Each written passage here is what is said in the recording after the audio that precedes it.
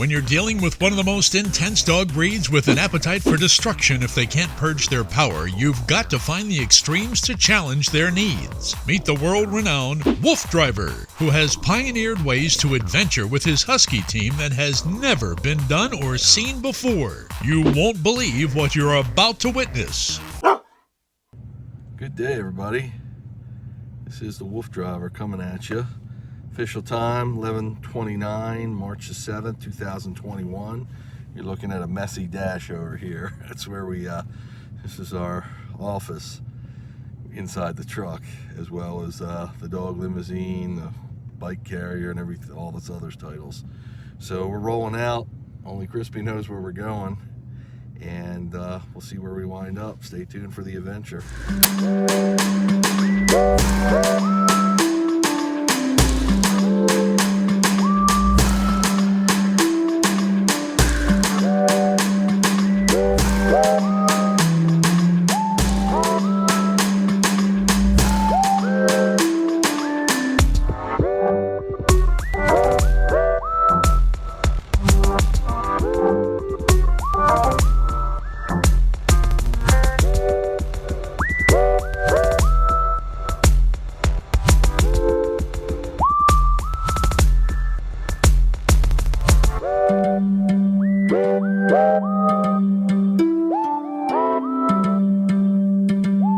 Wolf Driver.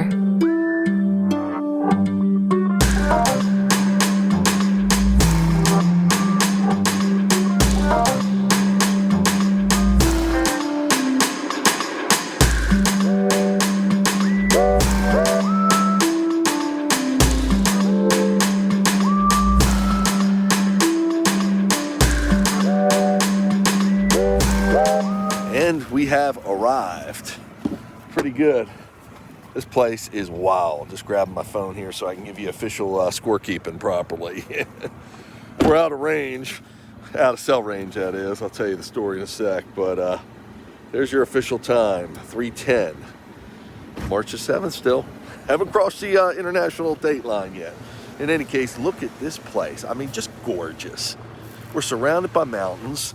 And you might see a little smoke coming off the tires, or the wheels, I should say. We just replaced the brakes on the dog limousine, and it was smoking coming down here because we needed them, because it's such a steep grade going up and down, trying to catch this road. The deal is the original road, and we've never been here before, but the original road Chris found, which is right up here, and I know you can't really see it yet, but it's paved. So we can run on paved roads, but paved roads usually means there's going to be traffic. And we want to avoid as much traffic as possible. I'll take you up here. There's a wild rock formation. If you're familiar with Seneca Rocks in West Virginia, it reminds me of that. We are in West Virginia, by the way. This area is like Virginia, West Virginia, but where they meet, but we've crossed into West Virginia. So this is the road. We're just coming down it. It's a mountain, basically. Came down it. We missed our turn a little bit. Here comes our car. Told you there's traffic here. But we found this road, which comes off of that road, and it looks like it's got plenty of miles to be had. Chris is unloading the scooters now. So we're excited, because this is probably a little more back road, even though we are in the middle of nowhere. We're in the sticks here, as they say. So this should be a really, really nice run. I'm excited. Temperatures are mid-40s, and we're excited to get out on the road. I'll give you a little preview of the dogs. That's, of course, a scooter right there. And we got to show you the little lady right there, Lady Lola. How beautiful is she? Hi, good girl. She's just so chilled. She's fit into the pack so well. Okay, here's the radical group. Hi, JC. That's the chase man. Now, Zara's busy looking out the window. Hi, good boy. Trying to give me a kiss here. Zara, can you say hi? Zara says, I'm not saying hi. There he is. Hi, good boy. He gave us a quick look. And that's the Jagster in his own little cabin there. So what we're going to do here is rig up the scooters with the camera gear and get the pups on the road here. It's gonna be awesome. So once again, we're in West Virginia.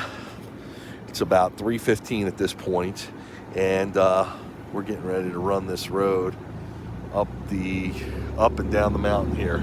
Check that VW, but Westfalia. I guess that's a VW. Dude, did he love those? I think he saw them. Yeah, they're old. They're cool. Chris, did you see those? Did you see those?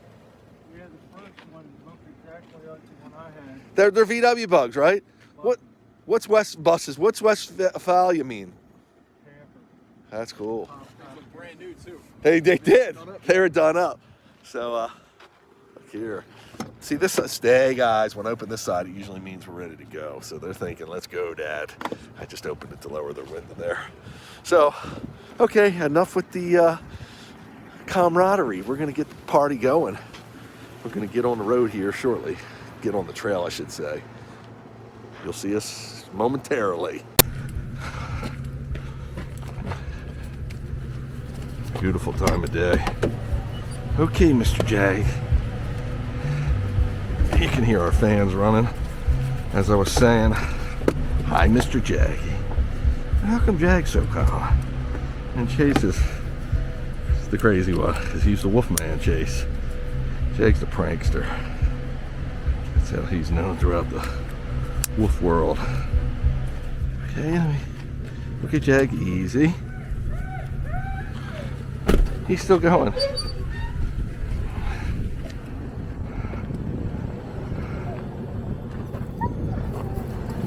Okay, Jag. Come on, good. Good boy, Jag. Good boy, Jag. Who could forget Lola? We gotta get the girl now. Hi, little Lola. She makes a little game out of it. Okay, now you ready?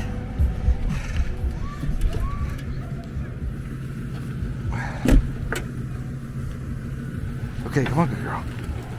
Come on, good girl. It's okay, good girl.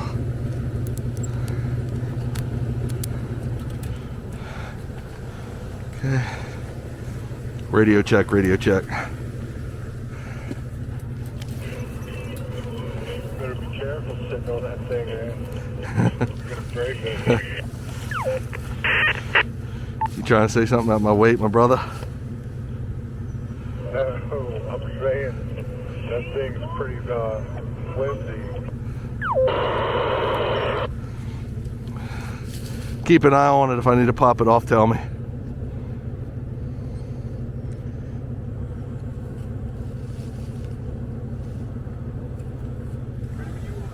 How are we looking on cameras? Looking good.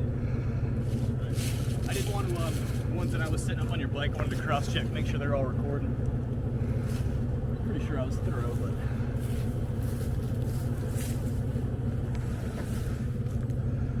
Okay. Just getting our equipment ready here, folks. More equipment, huh?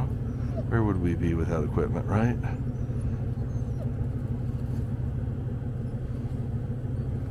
I hope we have a UFO experience. With all the freaking cameras you guys have. Well, NASA will be tracking us. What the hell is that?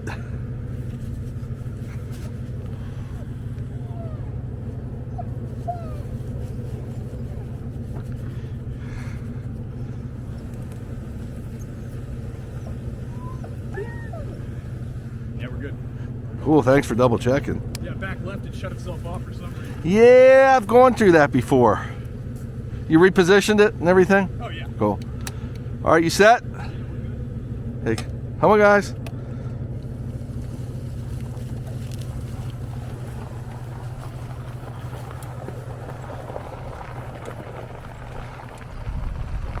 Hey, what time is it? 4:36. About an hour setup, I guess.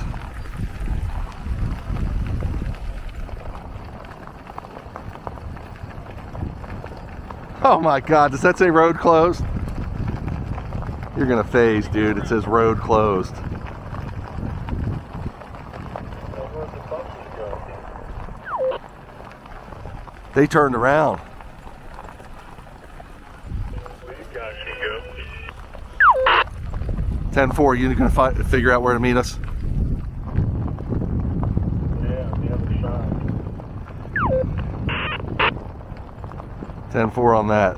How far is it, do you know? I think it's like 7 miles.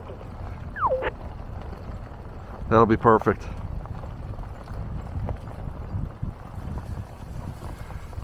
Have to pop them off, Scott? I'm gonna have to take them off, aren't I? It makes no freaking sense. Unless you think we should just ride the other road out there. Yeah, I would do this then.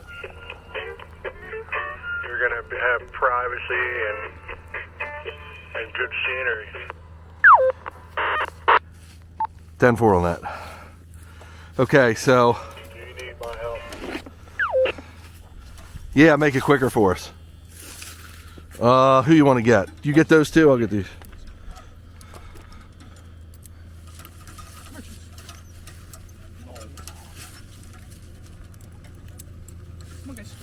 Keep them apart as much as possible.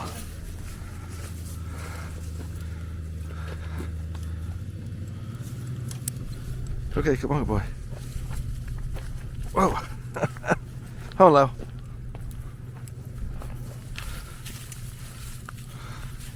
He can drive it through. You can just hold him. Come on, Zara. Come on, Leo. Watch that, man. That right is real steep. I got worried. I got off.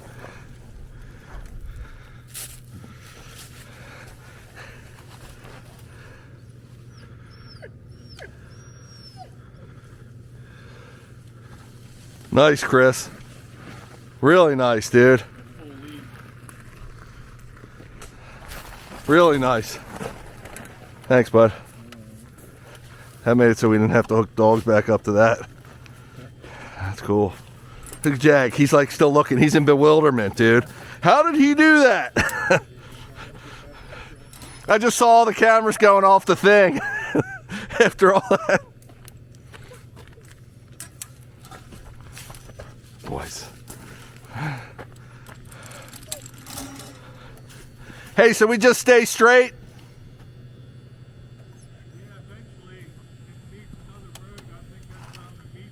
Okay. Cool, I'll track us. You ready, dude? Yeah, just a second to reset the phone camera. Yep. 3, 2, 1, go. You can see a lot of logistics at work here, folks. Chase. Looks good. Cool. Oh, guys, like, okay, Chase, you're gonna get to go now. Finally, folks, got a little bit of freedom.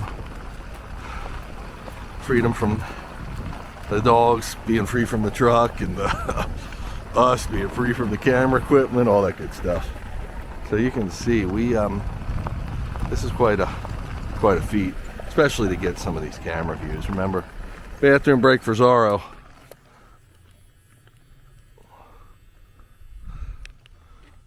Hey, just keep an eye on my camera too once in a while when that's spinning. Yeah, we're not sure it's gonna make it, but hike. One way to find out. Yeah, that's for sure.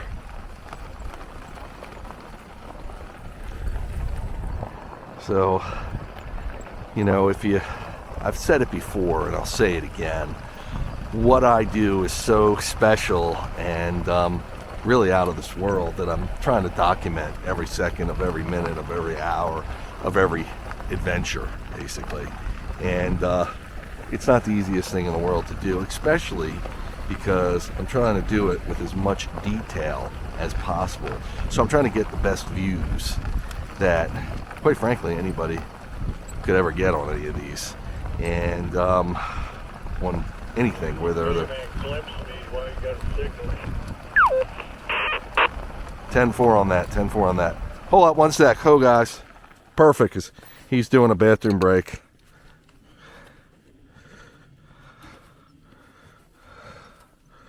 Okay, glimpse. Hopefully we will keep with the signal, but we're going to send Chris. Share location. Now Chase is staying out of the way of his droppings. That's why he moved over there. Okay. Jag's like, I'm not going through that. Okay, come on, Chase. Good boy, come on. Just watch him spin himself out. Come on, Chase. Good boy. Good boy. Keep going. Come on, Chase. Good boy. Good boy. Good boy. Come on. Come on.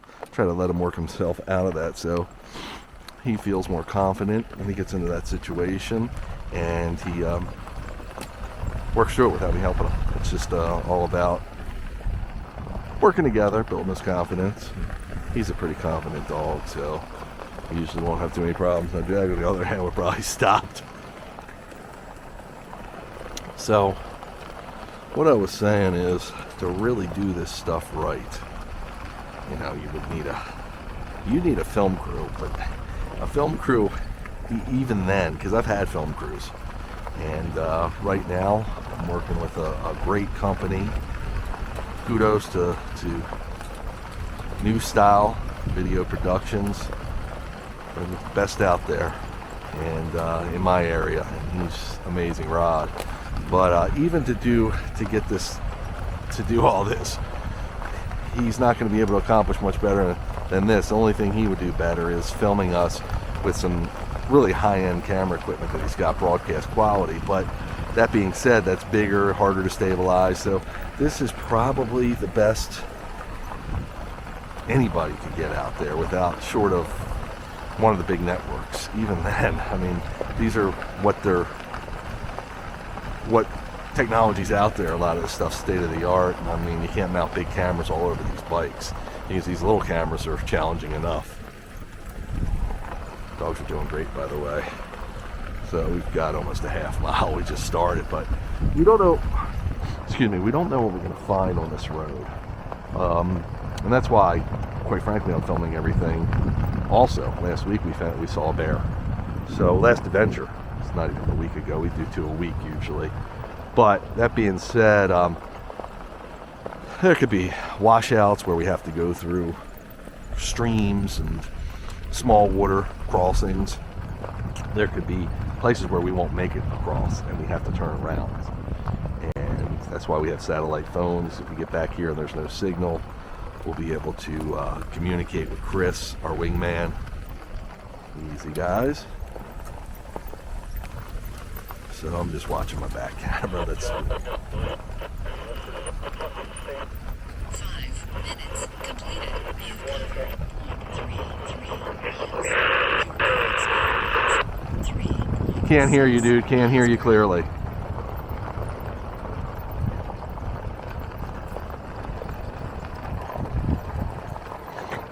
I hope he's not telling us something that we need to know.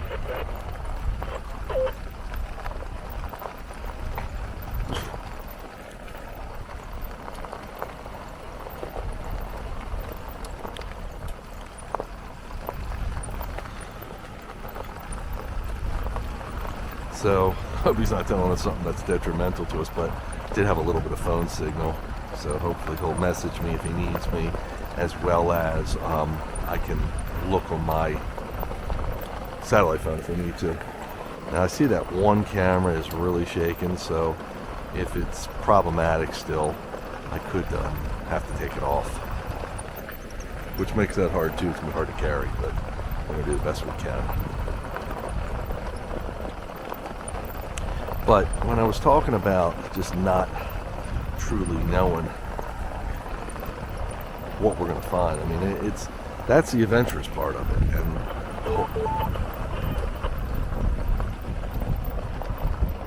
the whole idea that we're together, dog team and Scott and I, to navigate working with each other.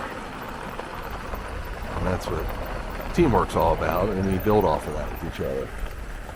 Come on, Jaggy. Jaggy's just moseying along. Beautiful mountain ahead of us.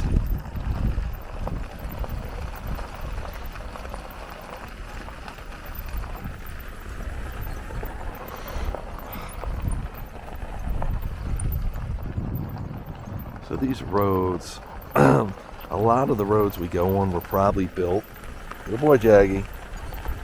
Come on, guys. There he goes. For logging originally, and logging these areas, because why else would they put the roads in originally? Because it's costly to put a road in a mountain. And over the years, they become for recreational use. And of course, the park rangers patrol them. People hike them. People bike them. Sometimes they let you drive them with snowmobile.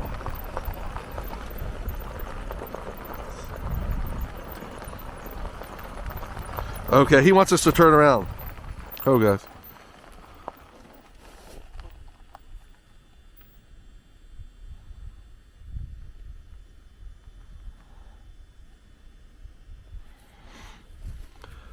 Okay, he wants us to turn around. He says this is the same place where the truck couldn't make it in the snow, and he's worried about us up here without him. So he said, let's turn around. Okay, guys. G. Good boy, Chase. G. Oh, guys. Back up. Chase now. Chase. Back up. Good boy, Chase. Good boy, Jag. Good boy, Zara. Good girl, Lola. Back up. Okay, forward. Hike. Come on, Jag. Okay, so half mile in and we're turning around. Chris, we have been here apparently before. You know, everything looks the same. From when you're out here at night in the snow. That's probably when we were here, is what he was saying. And the truck couldn't make it, believe it or not. So he's concerned about us going down there. So he wants us to come back to him. And quite frankly, it's good we had communication for that. We'll have to make it back through that area again, if you remember, where we went through the gate. But that's why I've got the crew here. Take the dogs off, etc. Now, there were some cool roads getting to here, which I told you when they were a little busy.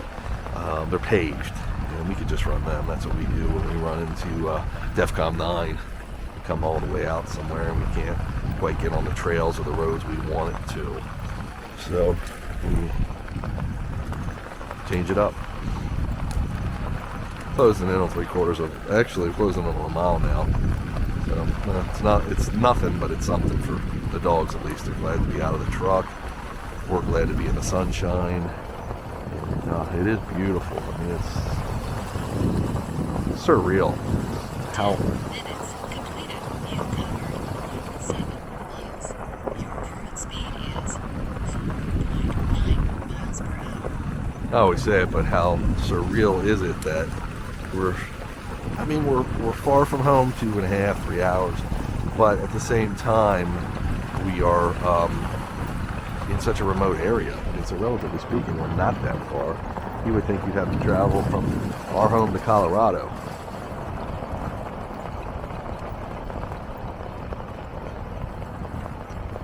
How's your one on the back doing?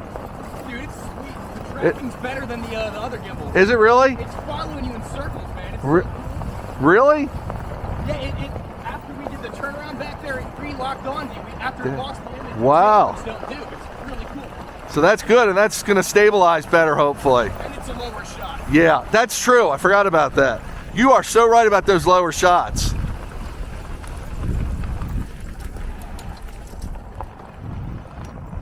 I'm just talking about some of the camera equipment. Again, I'm using state-of-the-art stuff, and 90% of the time I'm trying something new. So the only thing that's consistent is I wear a camera on my head and Scott holds a camera ahead of me. Everything else is potluck, sorry. But I feel like I'm able to provide so many different views on different videos. So even though relatively my subject matter is the same, and I know it's hard to get as excited as me watching the video because a lot of it looks similar, but at least seeing it from different angles helps to varietize your view or who's ever watching it, and it makes it a nicer experience. And hopefully one of the perspectives that I do the many perspectives I grab, one of them will really lock in some of the viewers, and you'll be able to say, wow, now I understand what he's doing, and how cool is that? So just crossing a mile. One, I have 2 meters going. One started a little later than the other, but we are actually better than a mile right now, which, hey, every mile counts. And when you start getting out here later, you know, and it's dark and it's cold, you start saying, well, where's the mileage that's going to be enough for the dogs? Hey, can you meet us down here to drive the scooter through?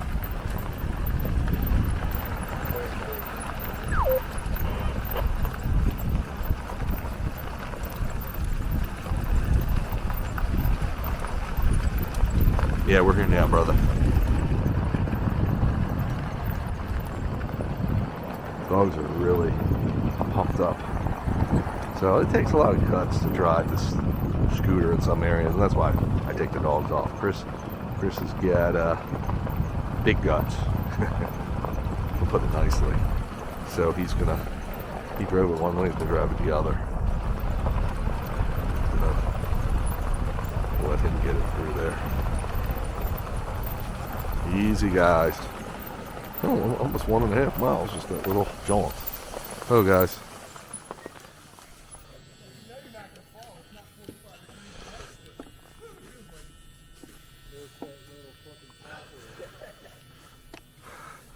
So this was the place, Chris? Yeah, I'm like looking where I had a picture of the new kid. I'm like, this fucking, It's the same fucking, I can't believe it. So we've been as which one? Sorry, good girl. the one that you, when I got stuck in the ice and the truck fell out. Where we almost slid back Yeah, and went off the cliff? no, Oh, okay. when,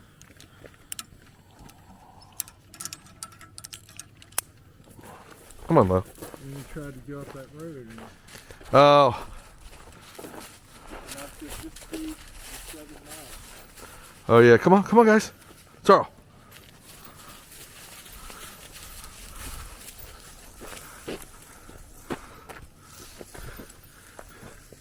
You want Scott to help you? We could.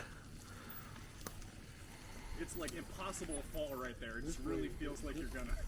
Going this way is easier. Is it? Yeah, because the throttle's on the lean side. Nice, man. Minutes completed. You've That's good right there. Awesome. At least you only wait for 15 minutes. current speed Yeah, we got 1.5 0 miles per hour. We're on the side. At least you figured it out right away. Oh, Zara. You're a good boy. Lola's a good girl. Okay, Zara. We know you're feeling good, buddy. We like that. Dogs kick their feet back to spread their scent. They're feeling good. That's what Zara was just doing. That's cool, dude. The way we got this spinning up there. Oh, the shot that I was looking at, it's gonna be sweet like 70% of the time. The back shot it should get Jag and Lola's heads, but I'm just Okay. not sure. Yep. It's so hard, you know. Oh yeah, well, especially when you do stuff like that. Okay, here we go. Come on, guys, hike. So that's how we do it. And if you are an early Wolf Driver fan and you remember me riding what I call the dog power go-karts, you remember a lot of gates we come to. And Here down there and make a left. And then make your first strike. will you be following us? Is there a road you can go on?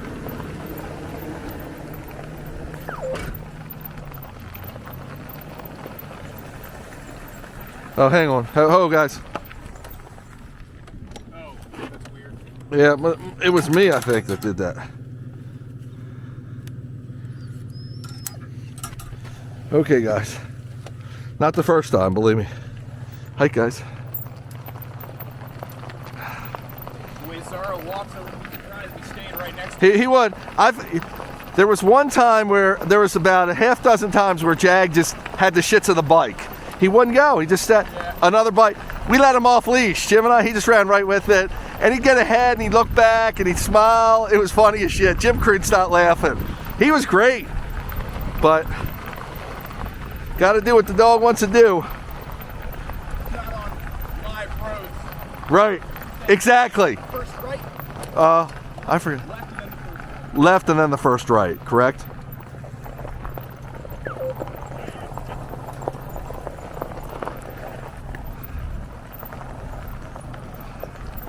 Okay, so we're back on the main road. Well, the main forest road. I love the water coming down there. Such a cool early spring day. Dogs are really pumped up. Careful on cars, Scott. I got my lights on. Good, man. But you see, I'm kind of sheltered. I've got Chris behind me in a big truck, and I've got Scott ahead of me. So I'm kind of sandwiched in, but sometimes people go fast and they fly. Dogs are loving this. By the way, we're at 1,600 feet above sea level. So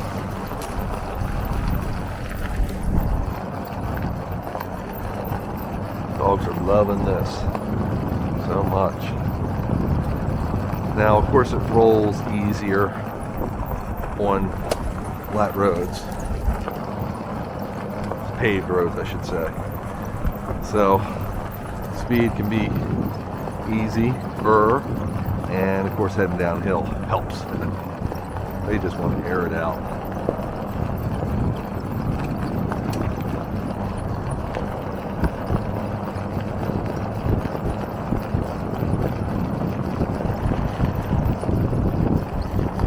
They're really tearing it up. Awesome.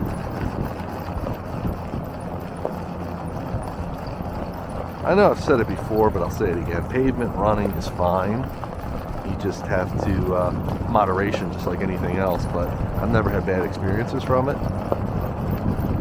And, yeah, to your left, right?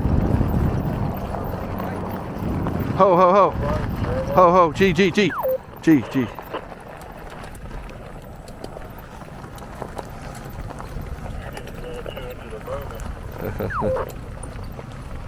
I can be an airhead, you know that. Good boys. So I was dazing off talking to the camera. Oh, I got a car coming. Car coming, car coming. 20 G over. minutes completed. G over. 1.69 miles. Your current speed is Ho, guys. 3.6 miles per hour.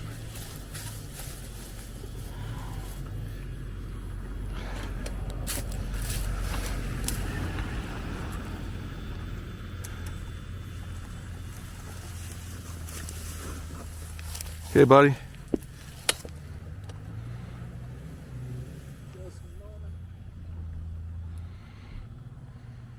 Bike rider.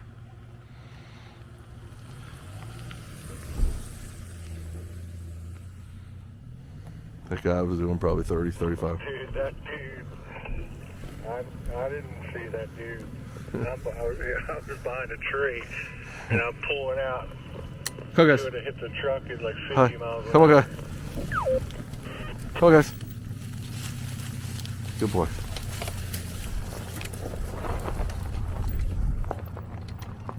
Sorry, I should have told you. That guy was rolling, I know.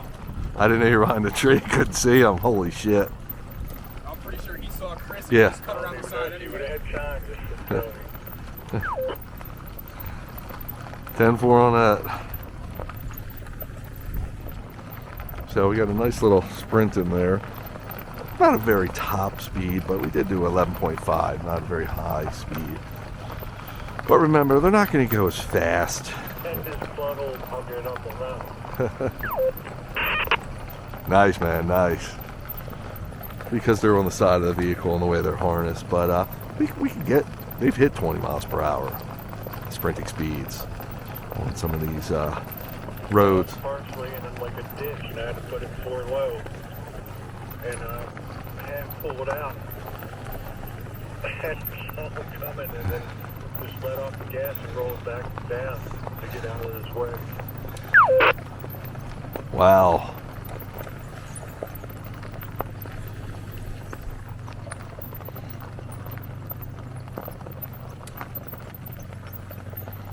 So we're going up a good hill here. I don't have a grade reading on it yet, but it's a climb. And it's nice after that downhill. Dogs got to air it out. They got a little level run to start, that mile and a half, whatever that was. And right now we're at 2 miles, so nice. Sun is going down in the sky. Probably got another hour of daylight left. That'll, we're talking 2 miles now. Another hour goes for. So we'll probably be riding in the darkness an hour or two tonight. I can feel the warmth of spring lurking in the air. So it's coming, and hopefully it won't be too brutal tonight when we're riding. I'm dressed for it, but it's hard to dress for the warmer days and the cooler nights. But you know, for me to add another layer, I gotta take my vest off and everything else. But I should be good like I am. Always anticipate that in case we have to leave Chris with the truck, because we have more supply clothes in there. So, but I don't get cold too easily.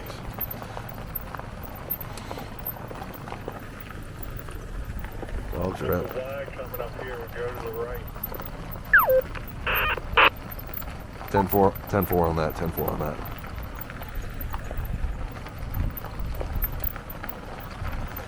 So, believe it or not, today's high was, I think, 45. Tomorrow's high is in the 50s, and then the next day we're in the 60s, and we peak out around 70 degrees later in the week. So, you know, it's spring.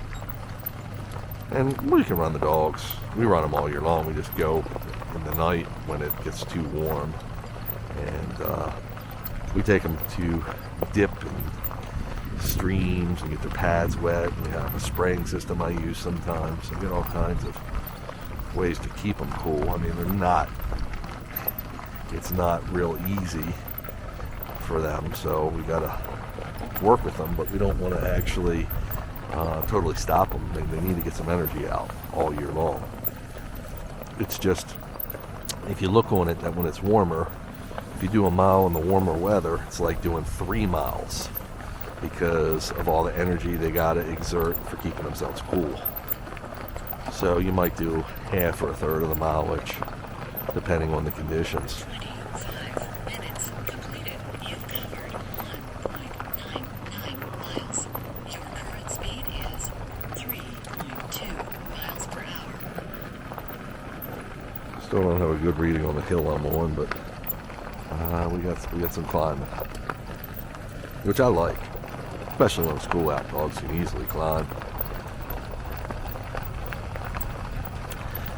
There's a couple mushing groups that I'm fans of or members of on Facebook, and I think they're really good, and I think it's a great way for people that are interested in dog-powered sports to learn from and share their experiences, get feedback from people, whatever. They talk about, I used to do, this wouldn't really be considered mushing, even though I call it my own style of urban mushing. This is more like just walking your dog or running your dog on a bike. The thing I like more about this is I feel like the dogs are getting just as good of a workout in most cases without all of the situations that can bog you down when you actually have the dog out in front. More of what they call a joring sport, like bike joring, scootering, canine cross, ski joring, karting, etc. So on those sports, those dog-powered sports, the dog would be out in front, or dogs, and they'd actually be pulling. Now keep in mind, once you start pulling on level or downhill grade, then it's really just running with the cart, but they're out in front. The work comes when you've got a grade going uphill. So the musher might have to get off and kick, or if they're riding a bike, might have to move the pedals some, whatever. The problem is when you get slack in the line and the dogs want to go to the left or right, if you don't have the appropriate place to run them, then it becomes problematic, because you could be interfering with other people, other dogs, etc. And that can become a problem. So with me running them on the side and having this powerful equipment where they can't really pull it, it's more about just running, trotting, walking with the equipment, the bikes, the vehicles, whatever. It gives me the opportunity to do whatever I want to do with them, go wherever I want to go, because there's no mountain too high and there's no hill too steep we can't conquer. Especially some of the vehicles have regenerative braking, so it helps you. A lot of mushers that doing these bike joring, scootering, etc., where the dogs are pulling, they're out in front, will run into situations, they'll burn up a lot of brakes. So they're braking for the dog because they're trying to get the speed to match the dog, etc. So a lot of my vehicles are what they call regenerative braking, so it's almost like the brakes are always engaged. Even going downhill, sometimes I have to hit the throttle. But what that does is it preserves the brakes, gives me the resistance I need, and helps me control the speed better, especially coming down big grades, going downhill, if that makes sense. Look at these rock formations. I mean, this is just, it's incredible. So I'm getting a chance to ride the mountains essentially with the dogs, because, and without them having to pull. Don't get me wrong, I think pulling's wonderful. And there is one cart that I love called the Seiko cart, where they're kind of, it's not a tow rope out in front where they can deviate at all. It's actually a steel frame that's got a 3-point, what they call like a polka harness, 4-point hookup. Awesome, Scott. Gee. But even with the Seiko cart, which I've done many, many years, we couldn't, these hills would be too steep for the dogs to pull on these mountain roads. So it would be me trying to push, and I'd be done. So as I age, and as my sense of adventure really wants to travel further and see more of the country, I can do it with the dogs comfortably, getting them the exercise they crave, and getting, good boy Jag, good boy Chase, good boy Zara, good girl Lola, 0.7 miles per hour. so they can get their appetite, they can quench their need to exercise, and we can just see beautiful areas and go to a different area all the time and never have to worry if it's too challenging. Now, I mean, these hills are challenging in themselves, just for the dogs to walk up, and you can see we're going kind of slow. But this is a 7.6% grade. We're going on almost 20% grades before. You can see Jag just taking his time. But believe it or not, this is a challenge for him. And you can see with the sun beating on him, it's still warm for him, even though it's 40s. Of course, you know, anything above 0 is warm for them. It's great. But anyway, so I've tried to build a fleet of vehicles that will enable me to work dogs at all stages of their lives, to challenge them as much as they want to be challenged, and to exercise them as much as their body and they're equipped for.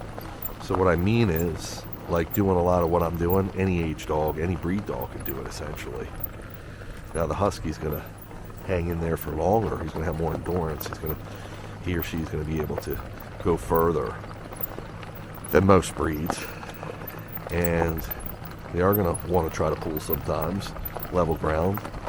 And I do have vehicles for that. So depending on what we're doing and where they're at and what we're feeling, and what the weather is too sometimes. You know, if it's too much snow to get out in sometimes, this thing will go through almost a foot of snow. Of course, I could do sledding, which I've done many times, but sledding is a lot of work, again, for the musher, and as I get older, it becomes more and more tedious. So that's why I'm doing this stuff. And I suggest it for all, like, you know, it enables me, this kind of run enables me to do it more and to want to do it more, because it's less work and it's more adventurous. And quite frankly, it's a lot of fun. They're really working. Working in the sense that they've got to truck up this hill. This hill got steeper, 10.1% grade going up this mountain now. So we're really working the equipment and letting the dogs get a nice exercise burn here. Even Chase, you can see how his toe line, his tether, if it's totally out in front, he's more engaged. He's working to keep up with this because it's more parallel or perpendicular to the vehicle.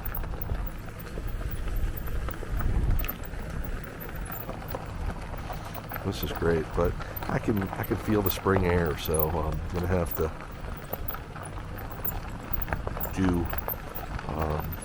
not run them during the day as it gets warmer. Just go at night strictly, and we've done that many a times. Call it midnight mushing.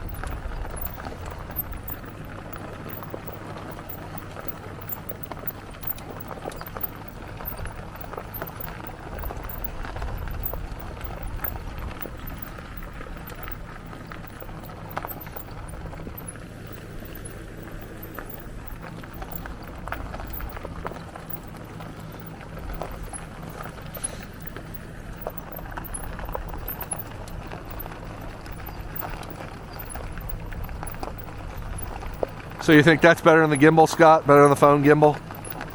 I feel like definitely so far from what I've seen in the like the tracking, I guess because it's connected to the phone, it probably has a stronger processor. Yeah, true. I would say the vibration should be down too, because there's not much to shake around. Yeah, that's what I'm hoping. It's lower, like you said. Oh yeah.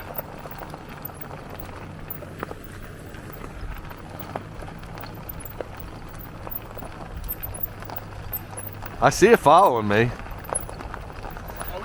Doesn't seem like you have to adjust it as much. I've been trying to not so much as I've done the other one, just because I'm not as sure about this. Yeah, it's cool. A touch screen, so I can't touch a physical button. Is it still upside down? Yeah. I'll have you in frame accordingly, so all the editor has to do is flip it. Oh yeah, it's easy. It might flip itself, actually. Minutes completed. You've covered 2.69 miles. Your current speed is 2.6 miles per hour.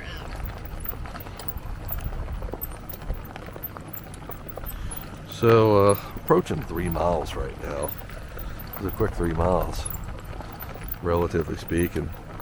Actually, 35 minutes, 3 miles, pretty good.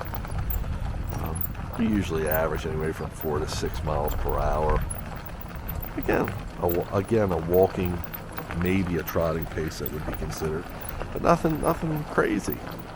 And that's what it's about. This isn't a competition, and we're not training for anything. We're just adventuring. We're just enjoying life and enjoying each other, the dogs and myself. My team's great. They do what I ask of them to facilitate this, and the dogs are always their first in mind. Just like, Chris detected, we were sitting in the sun and he turned the fans on in the truck. It wasn't totally necessary, but it's good.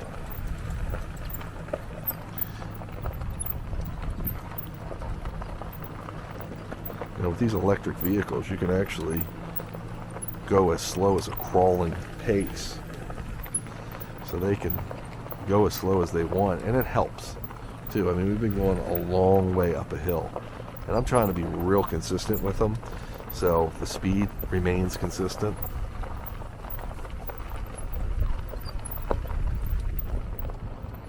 That helps. Grade's 13.3% now. 13.3, that's a pretty good grade.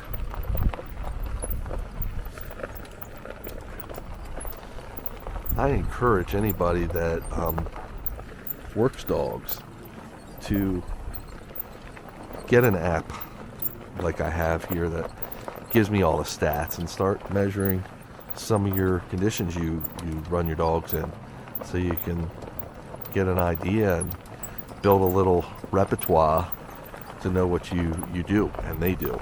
So as they age or as things, you know, we get older, you can see what they're doing and how they're performing compared to where they used to perform and make adjustments accordingly. We're actually leveling out a little bit here. We'll give them some water once we get around the corner.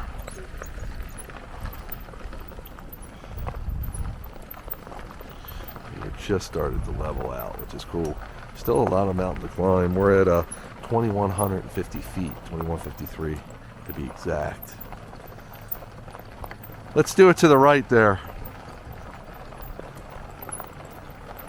Hey, we're gonna do a water break.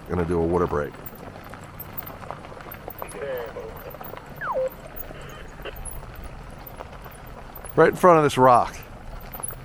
I'm just gonna stop. Easy guys, ho. You guys pull up to the left up there. And I'll pull where Scott is in case somebody comes. 10-4 on that. Now, come on guys, hike.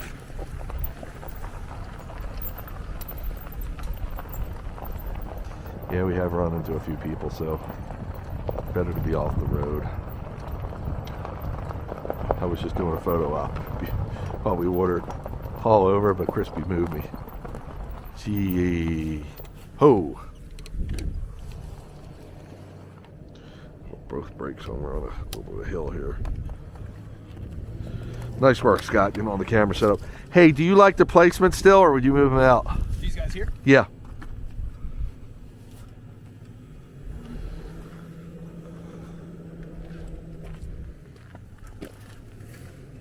Yeah, I'm gonna try and get them a little bit more left and right. Yep. Yep, whenever you can. What a view.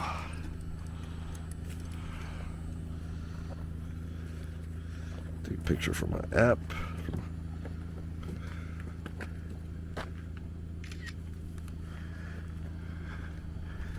Coolness. Nice work, dude. You worked hard getting all this stuff together. Thank you.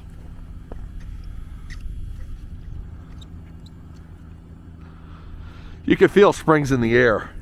Oh yeah, it's right around the corner at this point. 40 minutes completed. You've covered 2 I'm honestly too hot, but just on that. Yeah. I gotta keep my stuff on for later. Yep. 0 miles per hour.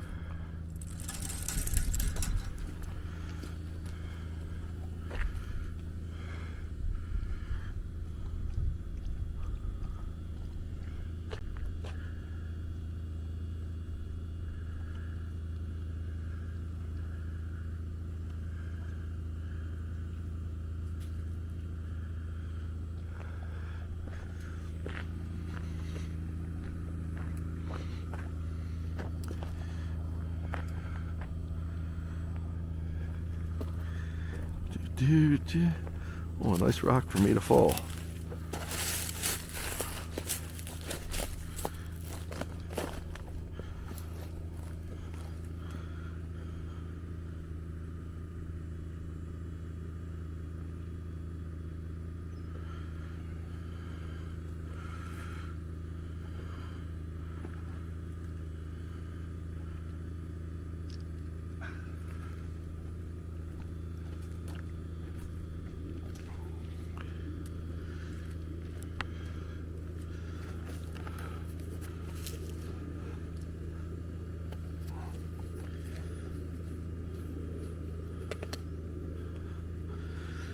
Cool deal. Hi, good girl.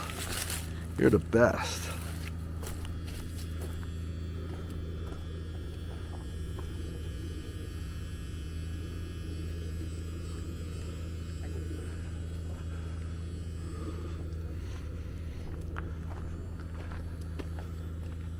Yeah, you gonna slobber all of my jacket. That's what he wants to do, huh? I just want to. Might actually be asking you for a little water. Yeah, he might be, but you'll hit him. Again.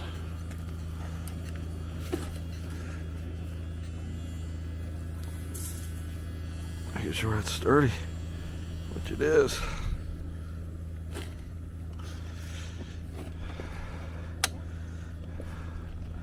Yeah, that's what I thought you needed to do. Get them both a little more forward. Because they're out in front.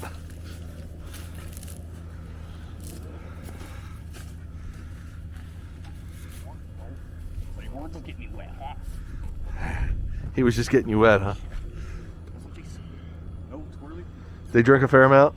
They've all hit it once so far, but none of them seem interested in the second time. Ooh.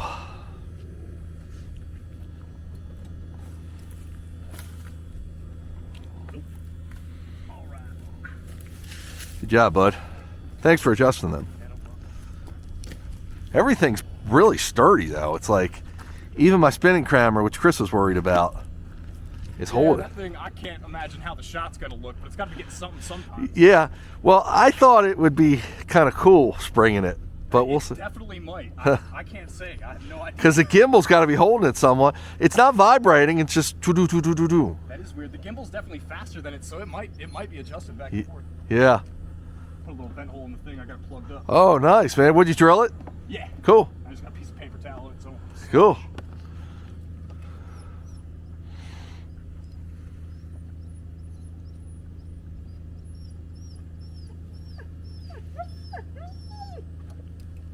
Cool, man.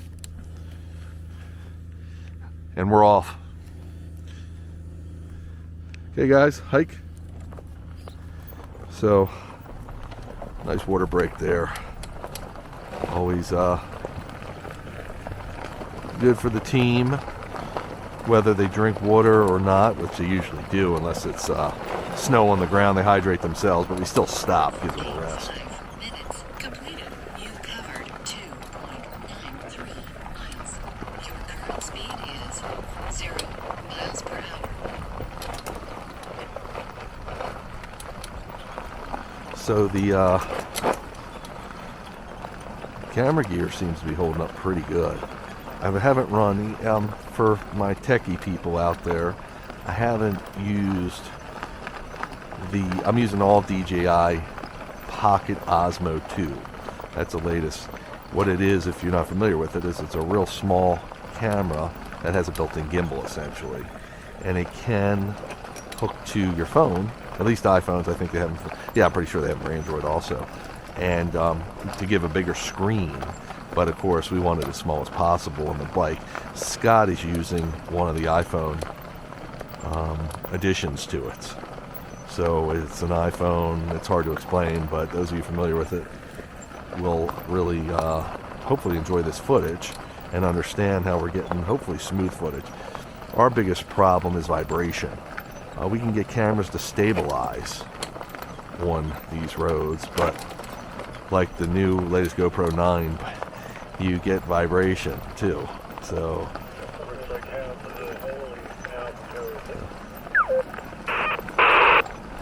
yeah, man, they might have came here to shoot it.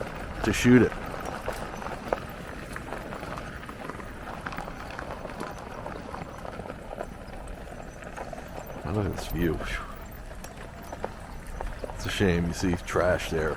Someone dumped the tire. I mean, come on, people. It sucks, you know. It makes me upset because we want to preserve this. This is what, for me, life's all about. You know, I mean, of course, the essentials, your family, but being able to witness some of this beauty is just out of this world. And I'm a guy that's traveled the Rocky Mountains. I used to ski Vail, Aspen, in the Rockies. Banff, Canada, one of the prettiest, most awesome places on earth. Lake Louise, some beautiful places I've been privy enough to go to and to witness. And some of these places can rival that, believe it or not. You would never think that. But, I mean, they're really... Look at this view, folks. I'm just like, wow.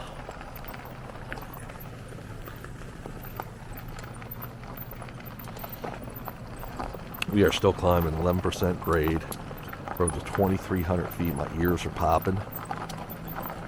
So 2,300 feet above sea level.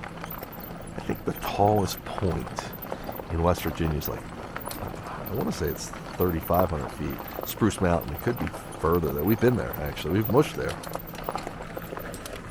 years ago on my dog powered go-kart. So we weren't able to be as aggressive as we'd like to because oh my god, I gotta get a picture here, dude. Look at this.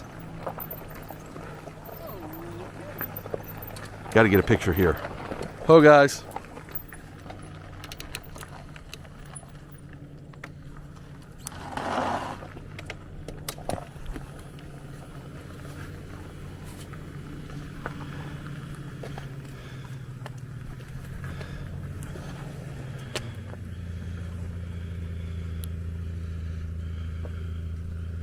One sec here, folks.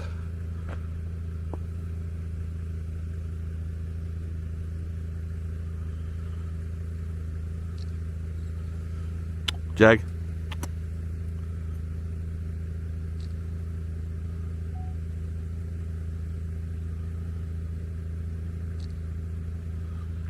That's just awesome, man.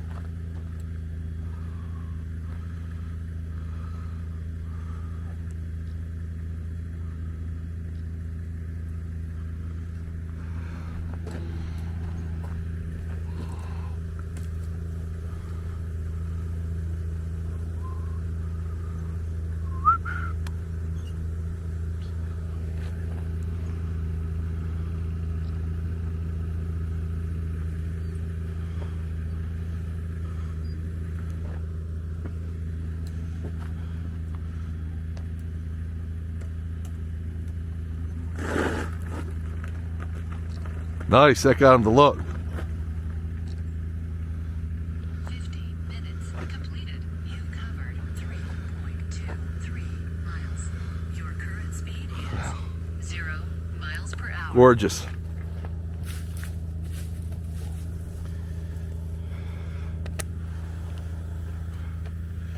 Beautiful.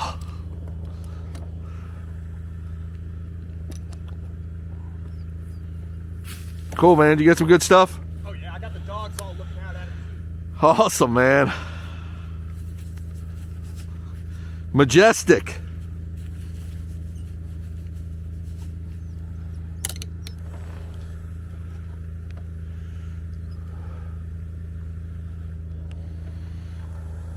That's just amazing. Okay, guys, hike.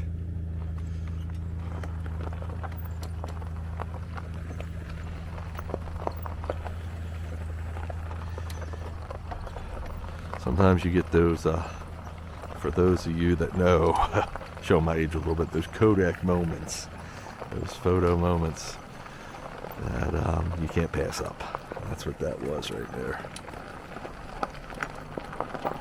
And, you know, we're thinking ahead about a month from now. It's going to start blossoming everything. You won't get the views like that. You'll get different views, but a lot of those mountains through the trees will be blocked off because look at these, a lot of natural springs around here, spring water. They got piped, emptying it off. Look at that. Another gorgeous shot, man. One more ho, guys.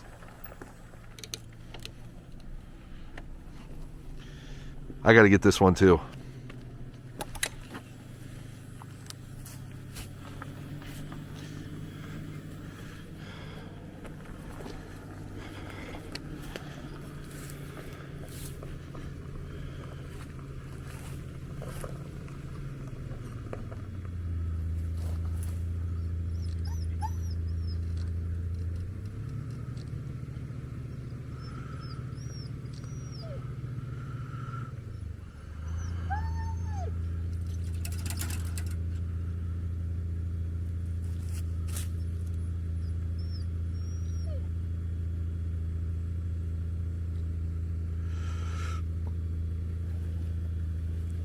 Okay. Good deal, bud. I hate how we're in the shade right here. It makes it blend weird. Yeah, I know. Weird lighting effects.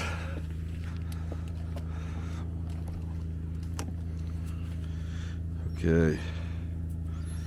Just taking advantage of this view. Okay, guys. Dogs don't like stopping too much. Hike. So, at my man cave, I've got a big TV playing with all my pictures since I've been doing this, and they're all in Flickr. I've got a big album with, I don't know, 30,000 pictures, something crazy. But all my different adventures, from ghost hunting to everything I do with the dogs, basically. I mean, ghost hunting's inspired by them. That's why it's included. And that's why I do it. Everything's about the dogs. Except for my wife, but she might differ with that big different analysis. We won't go there. Nah, it's all great. I couldn't do it without my wife, this stuff. She supports me in everything I do, and I just love her dearly. Look at this. I mean, this is just crazy cool. So we're approaching 2,500 feet above sea level right now. We're about 3.5 miles into our journey. Wow. Just gets better and better. What's our elevation right now? 2,500 feet about. It's pretty high for Virginia, West Virginia.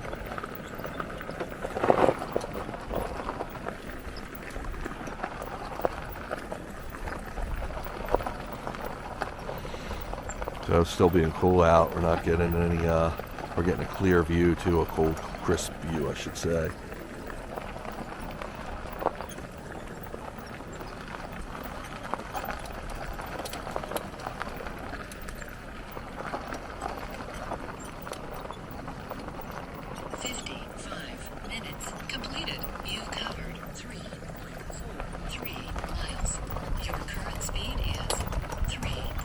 The sun is right ahead of us.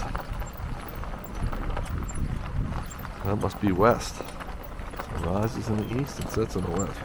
Yeah, I think that's right. It's dead ahead of us, the sun. Kind of cool. Kind of playing my vision a little bit.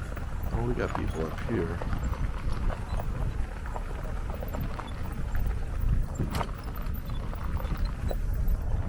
We found the vans to the right. We found the vans to the right.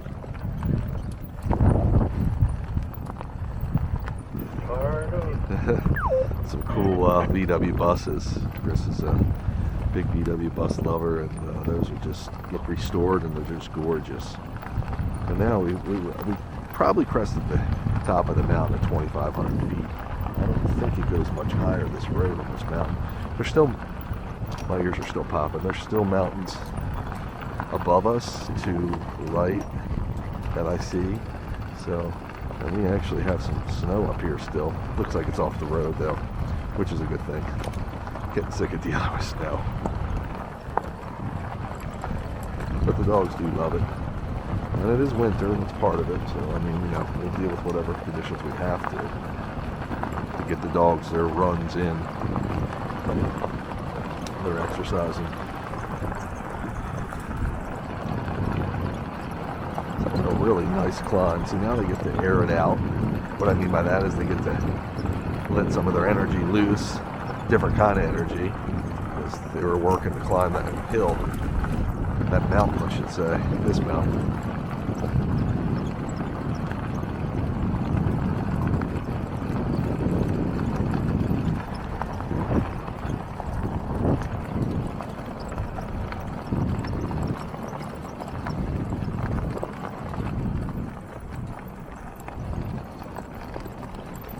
Still got a fair amount of daylight left, which is cool. I love shooting during the day with the video, because you can really appreciate the area you're at. The nighttime's cool, it's mysterious, it's enchanted. The day's the coolest.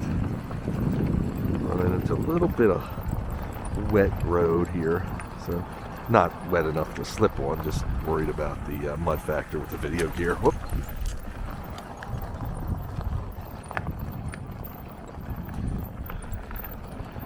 Sometimes you can't see all the divots in the road. That's why we got shocks. And that's why the dogs were seriously on big shocks, essentially, so it absorbs. If there's any real sudden jerks, you won't, it doesn't cause too much pressure on them, essentially. It keeps them more comfortable. Great design. One of these springers, they're called springers that I use.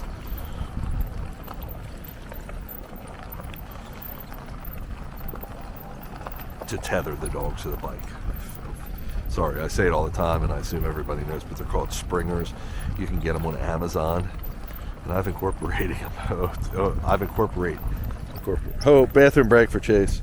I've incorporated springers in almost every bike I use, from the dog-powered ones to these really off-road capable vehicles here. Good boy, Chase. So by the way, if you see a little bald spot on Chase, it's from a skin ear infection that he had, so it's still clearing up. The infection's all clear, actually. It's just that the hair hasn't totally grown back. Don't know where he got it from. Something brushed against him on one of our runs. I mean, the hair's pretty thick. That usually doesn't happen, but it could have, or he brushed against something. For some reason got an infection there. We did use an antibiotic to just make sure, as he was picking at it.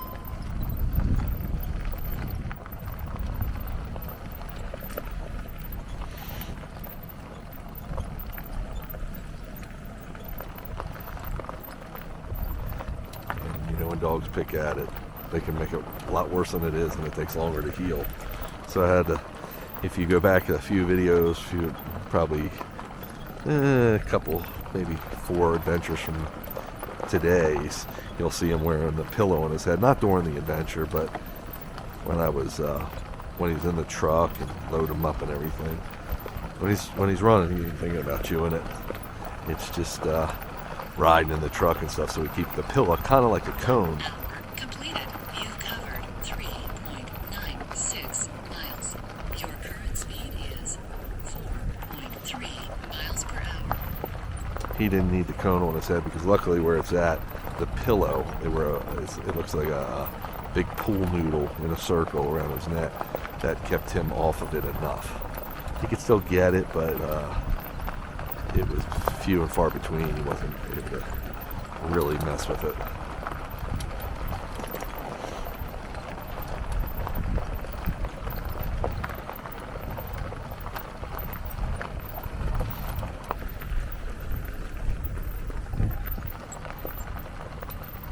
We are just loving life. I mean, look at this view.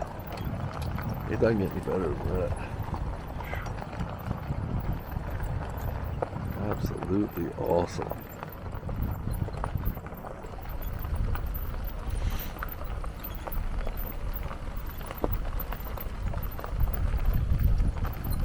Let's see. We've only come down 20-some feet. We're still at 25-10. But I don't think we're going any higher. But I've been wrong before.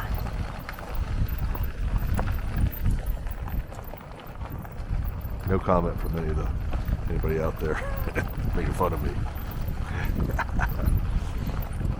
So I'm pretty lighthearted, you know, all this stuff going on about, you know, what's politically correct, not correct. I was raised where my parents would always say, sticks and stones may break my bones, but names will never hurt. So, you know, when I was a kid, someone would say something at school. I'd come home and tell my parents, he called me a name or whatever. My parents would say, so what? Just move on. Don't even let it bother you. Get your education in. And it's a little harder today because of social media, especially with kids, but everybody gets pretty bent out of shape. All over about, you know, being called names or, you know, whatever. Just calling someone wrong or whatever. So I get nervous at everything I say. I'm going to offend somebody or what? Because I don't even think about it. Just like, I don't want to offend anybody. I just love what I do, and I love being friendly to people. I think people can be great. Animals are better, but people can be great. And, you know, just happy-go-lucky. So, I'm sure I'm always rambling on my videos, just explaining everything. I'm sure maybe something you can pull out of one of them, say, he thinks this way? What? Nah, I'm just right down the middle. Moderation. Just like I was talking about riding on the asphalt, moderation. So we're moving right along, about 4.25 miles, 4.5 according to the other meter. So the real meter, I should say. So we're doing good. We did just hydrate on them at about 3.5. A mile or so ago. So we probably won't take another water break till about 6 or 7 miles. Depending on how aggressive the road is, if there's much more climbing, which I don't think there could be, but actually we did get higher than before. We're at 25.40. Oh, not much higher. We were 25.33. We still are a little climbing. This is real gentle, 2% grade. But it's still going uphill. So, still works different muscles on the dogs and going downhill, of course. And I'm all again about the variety of it.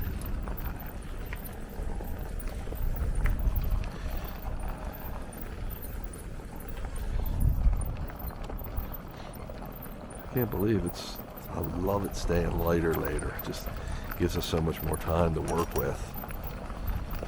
Undoubtedly it'll be dark when we pack up, and packing up with all this camera equipment can be a little challenging. We've got plenty of lights, but it's never easy. And because the cameras are relatively small, you can drop them and lose them quickly and easily. What I do is I buy warranties on the cameras that are most likely to get jumbled somewhere along the line, broken. Ones that 5 minutes completed. You covered 4.43 miles. Your current speed is 4.4 miles per hour. the cameras that I take more chances with, put them in precarious situations, I'll buy the warranty on those from like Best Buy or the manufacturer if you can, whatever. And that way, if the worst happens, they're replaced by them. Now, some of my older cameras, of course, are not warranted, and some of the cameras that you don't need the warranty on, I don't warranty. But you know, there still can be breakage of those and loss, especially carrying this much equipment. So I'm always cognizant of as much as I can be, and so is my team. And sometimes I run a series called Dog Wears Camera. That's my website, dogwearscamera.com. And I'll put cameras on the dogs, and some high-end cameras sometimes. The deal is it's got to be comfortable for the dog, of course. That's the first thing. And so it won't impede them in any way of movement. And it's got to get a decent shot. So it usually has to be a fisheye, because usually I'm mounting them under their neck. And from that vantage, you're just going to see their tongue and their lower jaw. So with a real wide-angle fisheye camera lens or camera, you'll still be able to see what they're seeing. So it's kind of cool. It's like a dog point of view. Sometimes I put them on. I have special vests they use. They can wear it, but usually it's a lot of rigging work. Only do it for special times. But those cameras are subject to the dogs. When we run off leash, they really beat my cameras up because they can roll. When they're on the bike, they're not rolling, but when they're off leash, they roll on the ground a lot. And they can, Right up here, it's called Devil's Hole Mountain. that's interesting. Maybe you have to hunt around there. Turn the Ovilus on.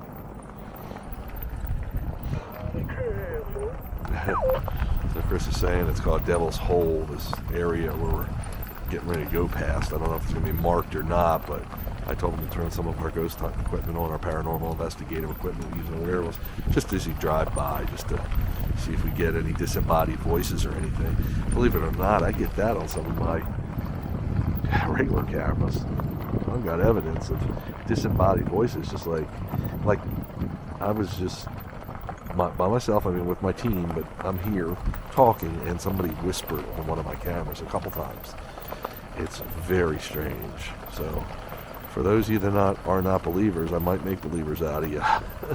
Really crazy. But remember, a lot of these areas were associated with the Civil War. We're in the Civil War part of the country where a lot of the battles took place, near Gettysburg, Pennsylvania, and Antietam, places like that. We go through a lot, and there's a lot of the middle ground, like towards where we're at today. Who knows what went on? So who knows if it has anything to do with that? I mean, we think we've gotten soldiers before. Just don't know. But that's the history, and that makes me want to learn more about the history, especially in the areas we go to. It's just fascinating. And when you think about like where we're at right now, I mean, it's probably been almost the same for hundreds of years. So I mean, what's come through here? What is this area seeing? You can almost put yourself in a time capsule. You can think about it and go back in time, just like, what would be the difference of now if it was the 1800s? Would it look the same? Probably. You don't see any modern day conveniences. The only thing you see is, of course, the truck following us and the bikes we're on. Besides that, what can't transcend us back in time in our mind. And then the investigative equipment we have, you start turning it on, or to even just what you're getting in the cameras without even that. It's pretty wild. And that sun is really strong and beautiful to our left. We looks like we've crossed 5 miles. Hit 5 miles now, so that's a cool thing. Right here. This is Devil's Hole Mountain. I wonder what the story is behind that. 1 hour, 10 minutes completed. You've covered Usually 4.87 miles. Your current speed history is of bad longer gaps 3 are miles per hour. usually shit like that. Crazy, man. Well, the omelet is going crazy. That's wild, and there's no power lines around to set it off, so it's legit, I'm sure. Yeah, it only said like 3 words when I turned it on, and then it was quiet, so we got the Devil's Hole Mountain. Dude, look to the right on the top of the mountain. You can see those rock structures. At around 1 o'clock. Yeah, that's awesome. That's cool, isn't it, Scott? You see them? Those rocks. We wanted to get near there. That's what I was talking about earlier. It almost reminds me of Seneca Rocks, which is near Spruce Mountain, near the highest point in West Virginia. Pretty famous there. And that's pretty cool looking there, too. I don't know what that is, and I don't think it's probably showing up on the camera, but it is pretty cool. So we're climbing up a little hill. So we've climbed. I thought we were at the top of the mountain. We're almost at 2,700 feet, dude. Yeah, I wonder if we'll get any The walkie says 2701. That's cool. I'm at 2702.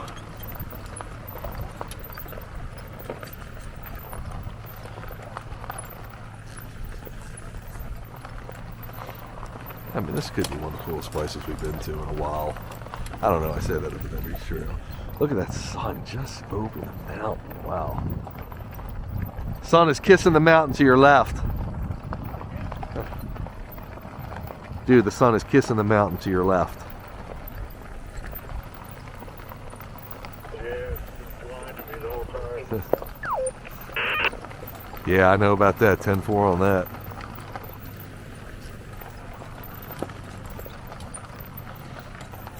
Wow.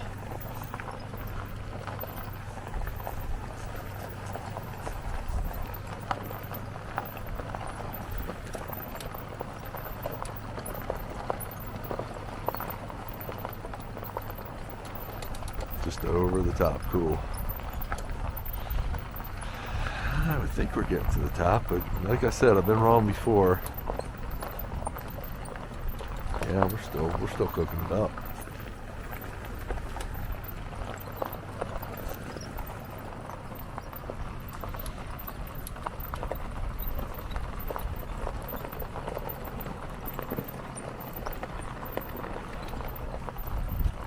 Scott's zooming ahead so he can set up a good shot. He's going to try to catch me going past the sun.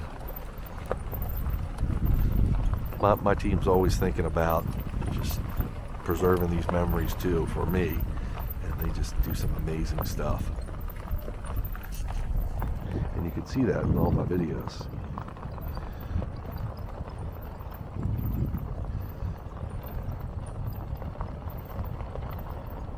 Nice, man.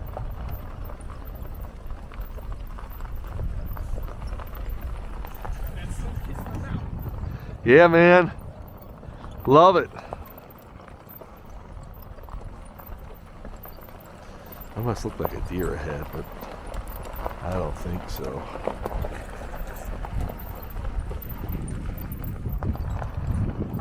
All over. Let me get the guys over so Scott can pass this.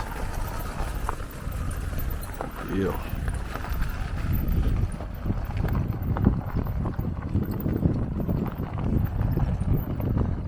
Definitely getting cooler up here.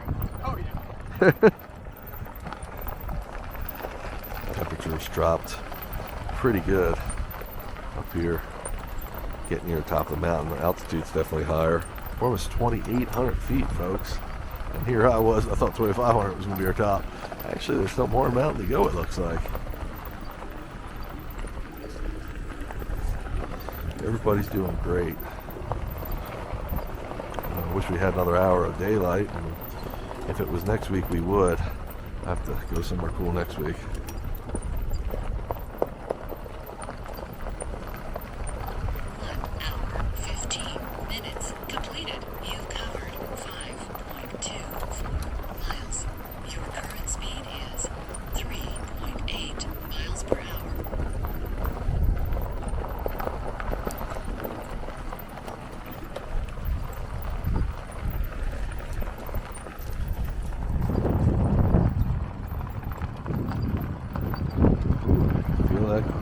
Doesn't feel like spring now. Dogs are loving it. Definitely dropped at least 10 degrees. Well, it's a wind chill factor, I guess. It's windy up here. Yeah, so we still got more to go. We might not be at the top. I keep thinking we're at the top.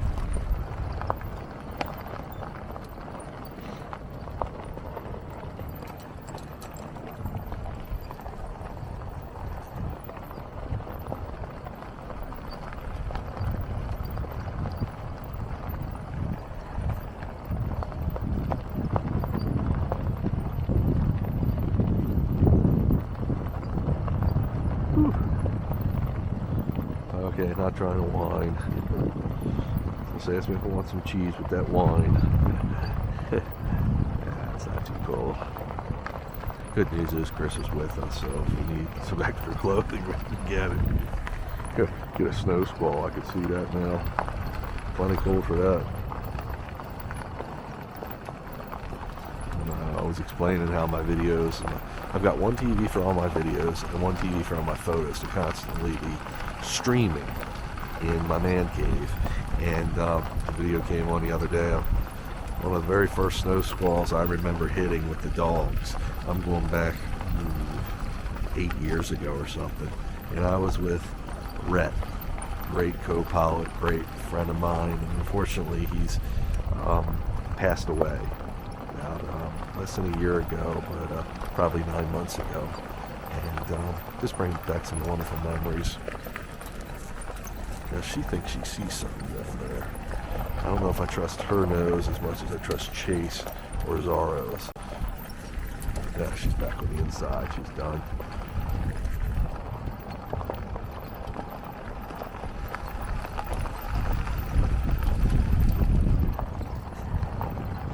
When I said she, I'm talking Lola. She's putting her nose to the ground. She might be picking up on a scent.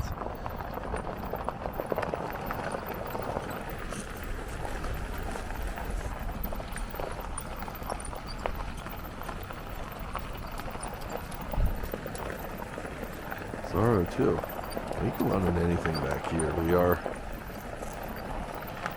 way back in the wilderness. When we ran into the bear, like I said last week, it is a time of day when the deer start making themselves known. You start getting into the twilight hours. The deer start grazing, doing their stuff, so who knows.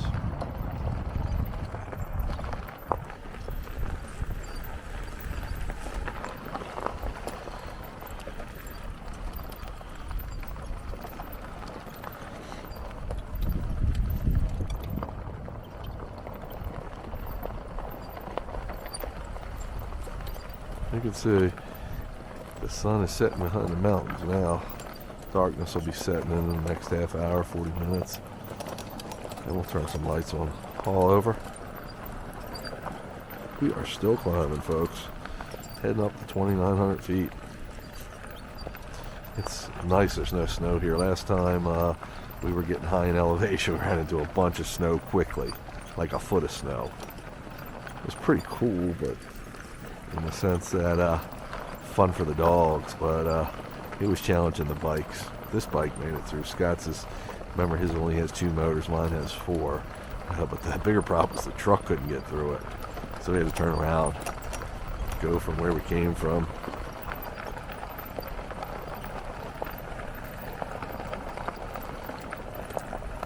Nice salmon colored sky there. Still got plenty high mile to go.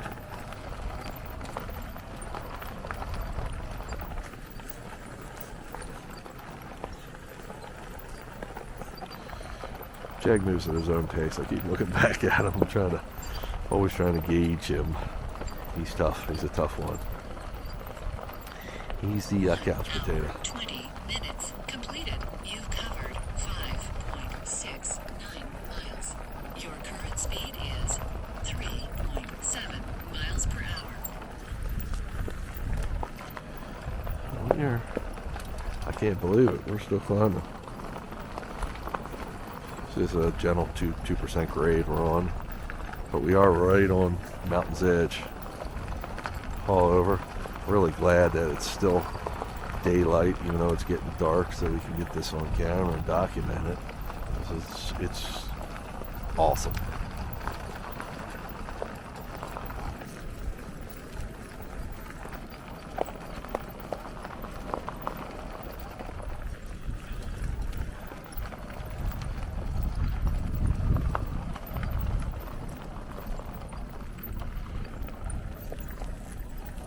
Wow. Look to our left. It's awesome, dude. I'm getting the shot. Are you? Oh, man. Awesome. That purple haze. Yeah, the purple haze. What a view to the left. Purple haze, man. It's just gorgeous.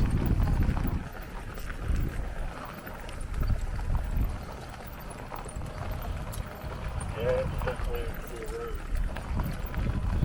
So the history on this devil's whole mountain, it says it's due to its physical features, but I don't know if that is yet. That's wild.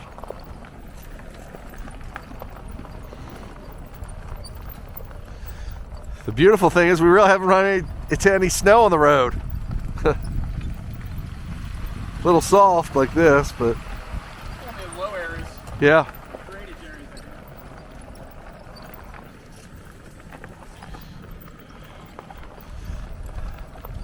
2,900 feet and still climbing, dude.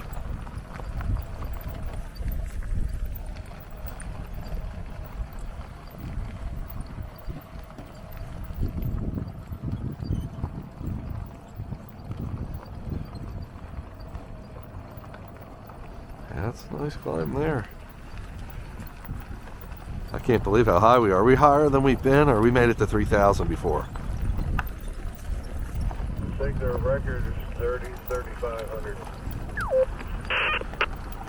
We're almost to 3,000 and we're still going up.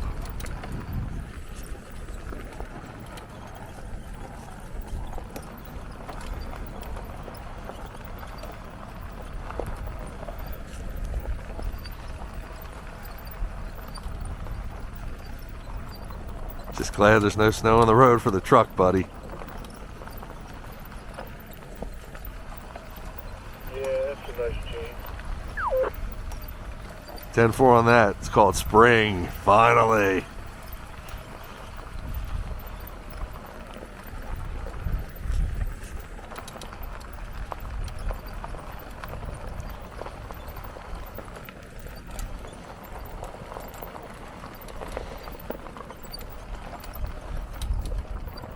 What a ways, man.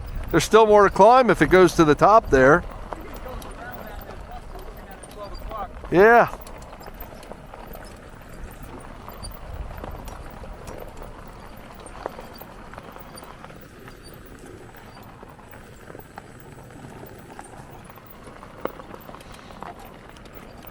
Just crossed 6 miles. We're about 6 1/4.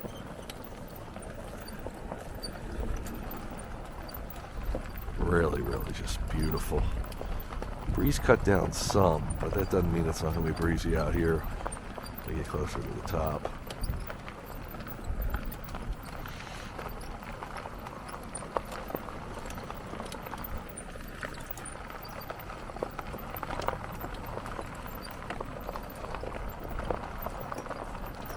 I'll be right with you. There's a trail that goes to like a rock landmark that I didn't notice when I passed it.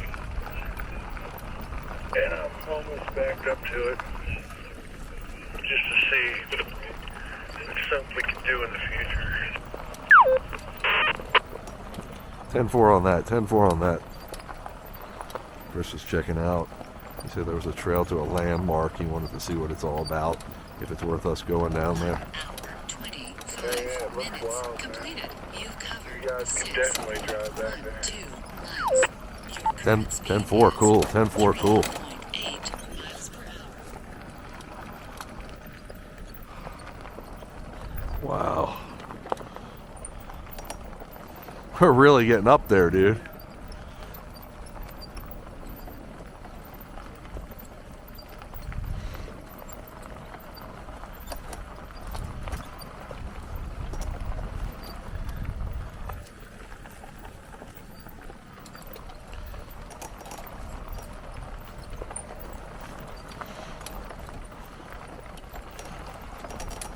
Is that the built-in heater?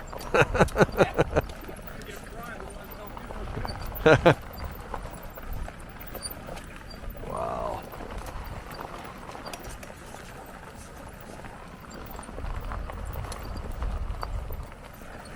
Look at this, dude. Woo! Yeah. This is pretty wild. Come on, Chase.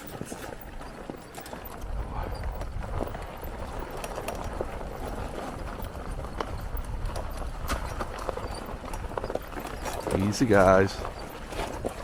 Easy, guys. Road's a little cut up here, as you would expect. A lot of erosion. I'm sure they don't maintain it as much. Probably really not traveled a lot. This is just off the chart.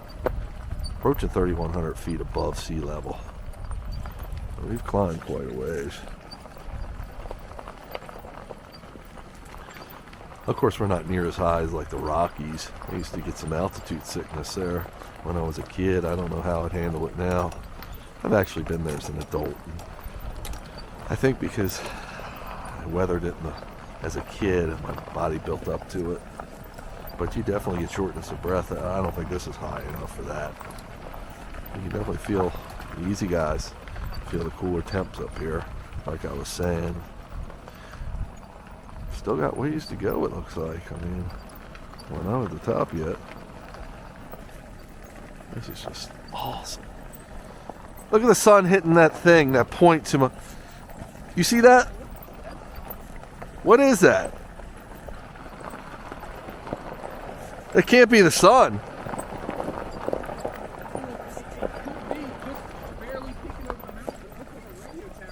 Yeah. Yeah. The sun's hitting it somewhere. I don't know. Something weird, yeah.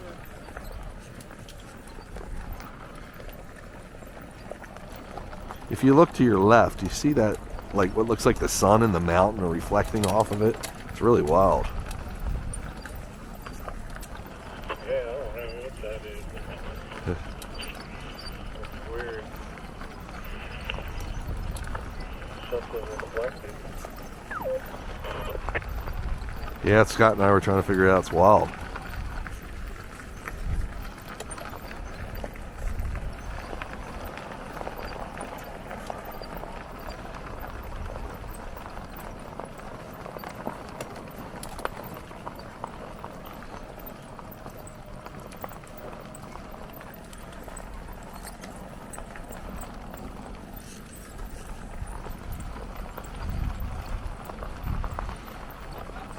Yeah. It's not the sun because the sun's ahead of us. We just ran into that.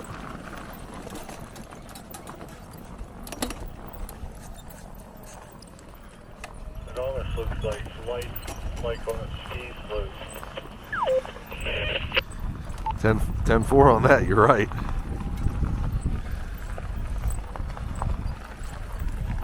Or it could be a fire.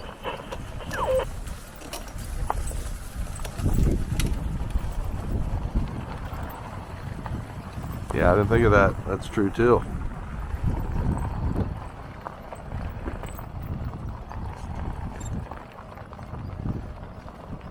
So I think we peaked. I said that before. But we are going downhill here. So we were at 3,079 feet where I called it. Could have went a little few feet higher, but that's where I looked at the mirror. Above sea level. 30 minutes completed. You covered 6.55 miles. Your current speed is 5.5 miles per hour.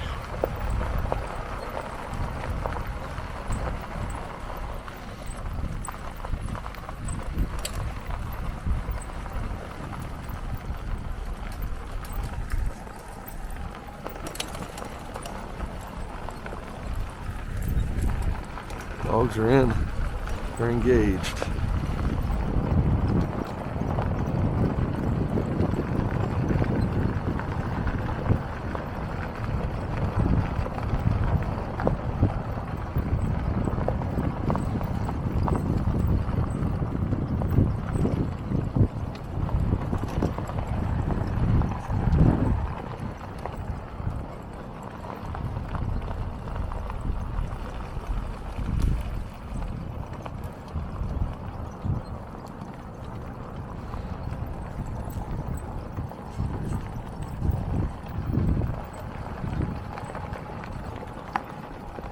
Yeah, coming down, we're down to 3,034 feet.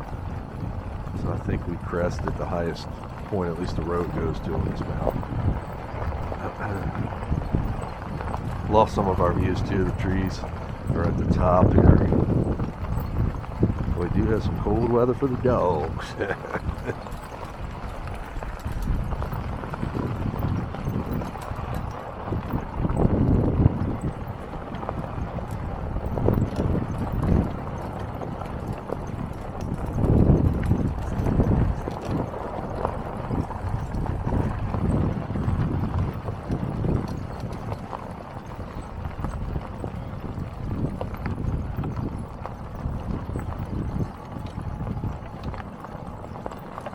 Camera equipment's pretty stable right now.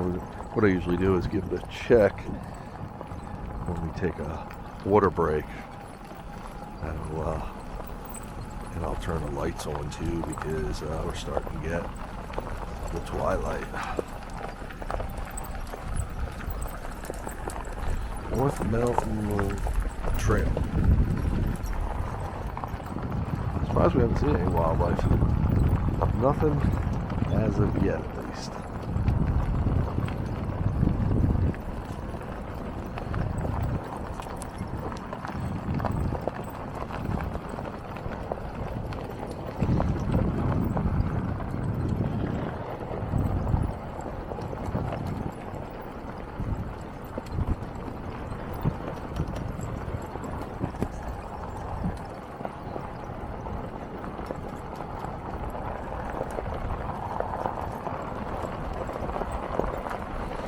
moving at a faster clip because we're going downhill.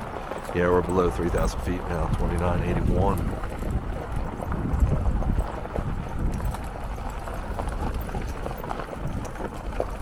We've actually got a pretty good mileage day going in the sense of average speed is about 4.5 miles per hour. It's average right between the 3 and the 6 that I was talking about.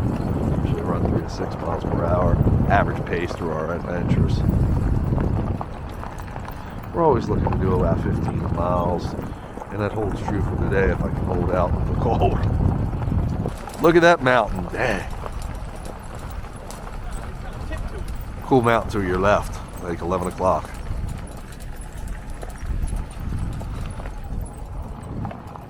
Yeah. Hopefully the road goes up there. Yeah, man, yeah, man.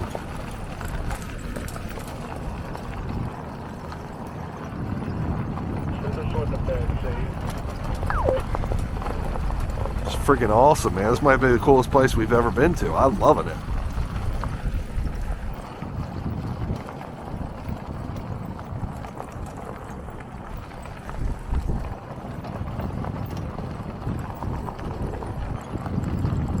Hey, let's give him some water down here on the right.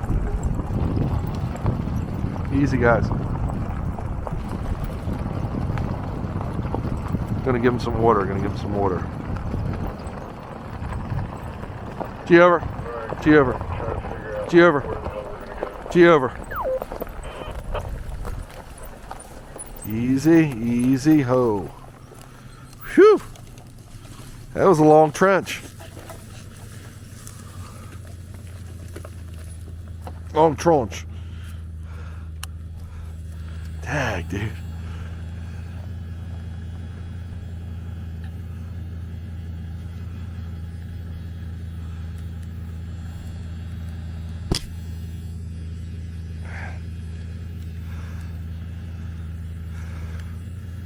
It was.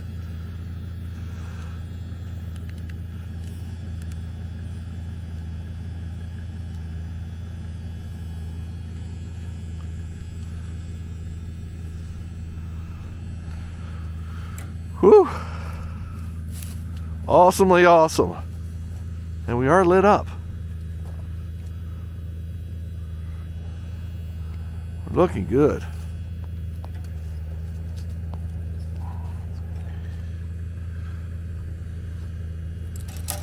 Grab a new battery out of the truck. I'll be right back. Cool. There's one on the dash right next to my. Do you need to change? You mean your big battery? Yeah, the pink one says it has 3 bars, but it's not. It hasn't been charging. Huh. Weird. Yeah, you need my key to change it? Maybe. Oh, no, you don't need it.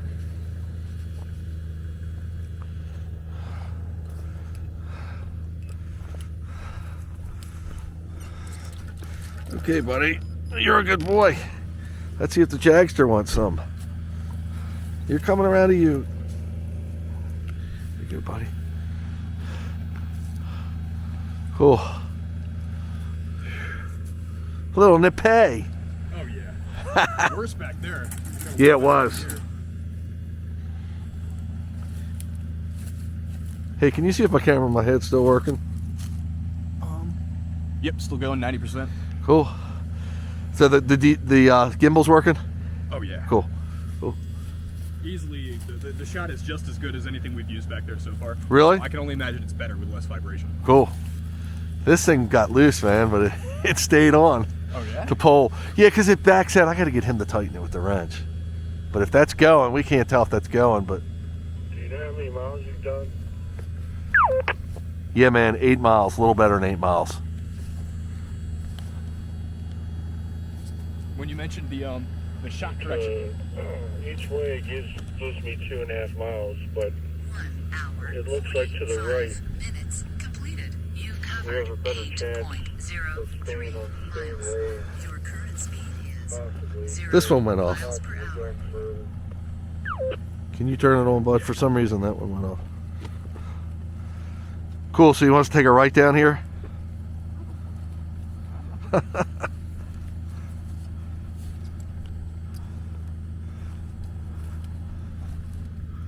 Yeah, the road's gonna Y.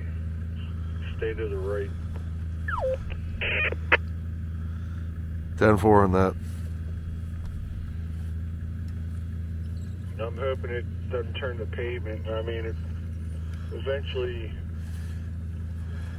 crosses Might have to let it charge up. Yeah.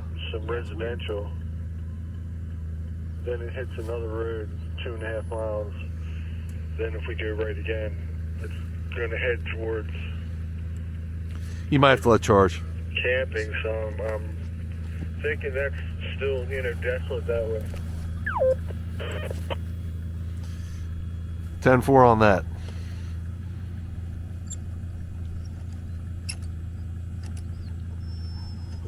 Okay, guys. Everything's good.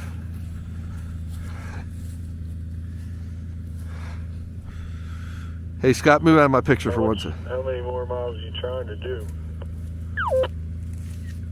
Got it. Thanks, bud. If I could, another 6 or 7.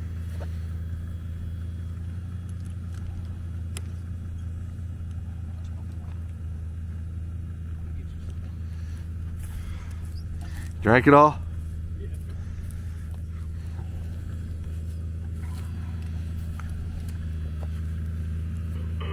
I think I can get you 6 as long as it stays, nice. That'd be great.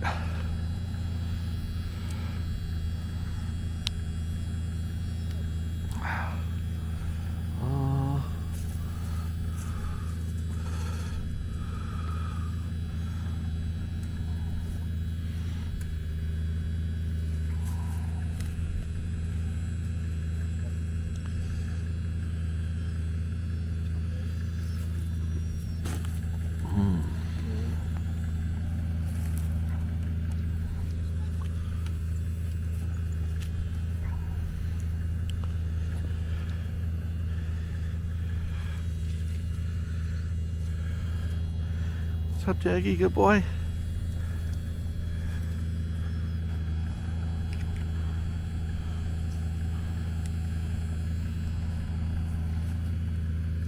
You're a good boy, Jaggy.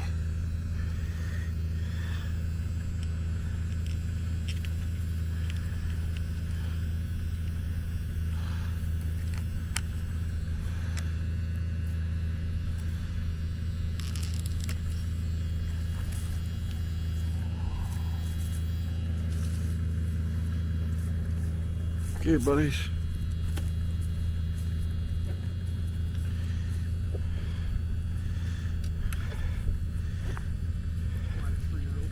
Yeah, man.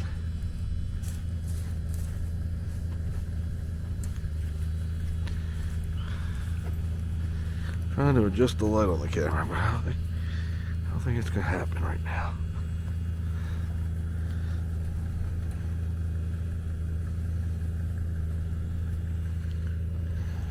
Okay, we're gonna put some lights on now.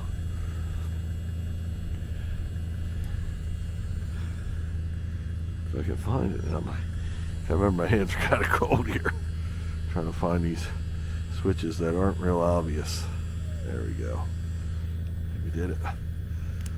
And whew, I'm gonna put on my big light, folks.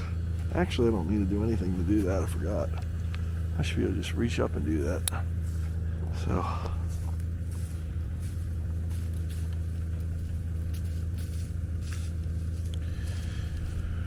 Whew.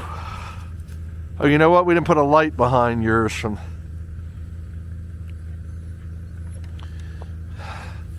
I didn't rig one on there. We'll see how you do without it. It hasn't been making too much of a difference. No. It hits Chase more than it hits Zaro because Zaro's black. Yeah. 15 minutes. Completed. You covered 8.03 miles. Your current speed is 0 miles. Definitely a little nippy, dude. Oh yeah. Let me get my bigger gloves. Hang tight.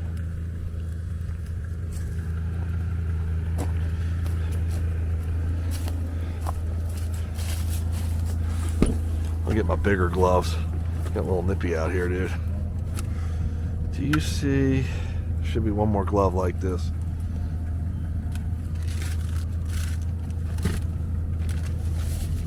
I got it. Oh, coolness. Cool beans. Woo! Nice and warm from the truck.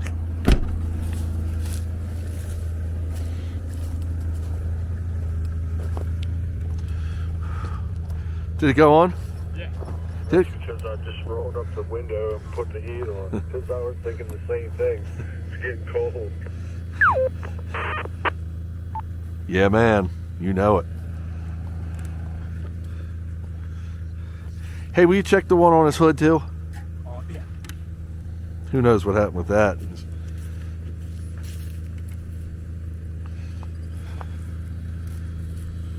Jag chewing on a branch?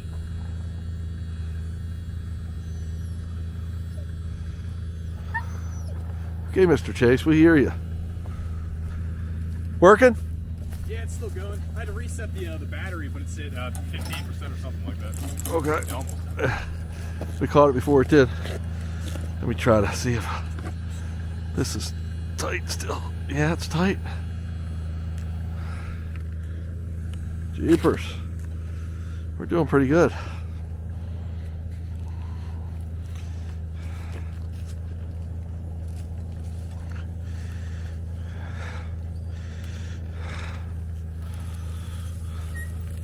Okay, bud, we're ready to roll out. Oogie-doogie. You ready, Scott? Yeah. I just gotta reset the camera. I was hoping it would stick so that circle would happen. That would have been cool. Well, it says horse finished slower. Wild, man. That's wild. Whew. Nice long break there. And the only one that laid down is Jack. Zara's not even tiring from this. It's the cold You weather. guys are riding modern horses. That's a good one, man. Did it go? Yeah. Cool. Come on, Jack. Jack. Good boy. Ready? Here we go. Hike. So, we're back on it. It looks like most of our cameras are staying on. You know, when you're dealing with this much equipment, you can only give it so much attention each thing or you'll be here all day. And there's some hiccups here and there. So, we have to sometimes just, you know, moderation, like I say. And some things you get more shots out of, some things you don't. Trip to trip, you know, that's what happens. Right out of the gate, we're going downhill now. They want to go fast. Okay, hang tight, boys. I'm really happy that that camera's spinning on top. That hopefully has provided some good views. I'm hoping it's on. It looks like it is, because the battery I can read from down here is getting depleted pretty good. Now I turn the headlight on and I can see better. I had to do that because sometimes that messes Scott's shot up. To the right. G.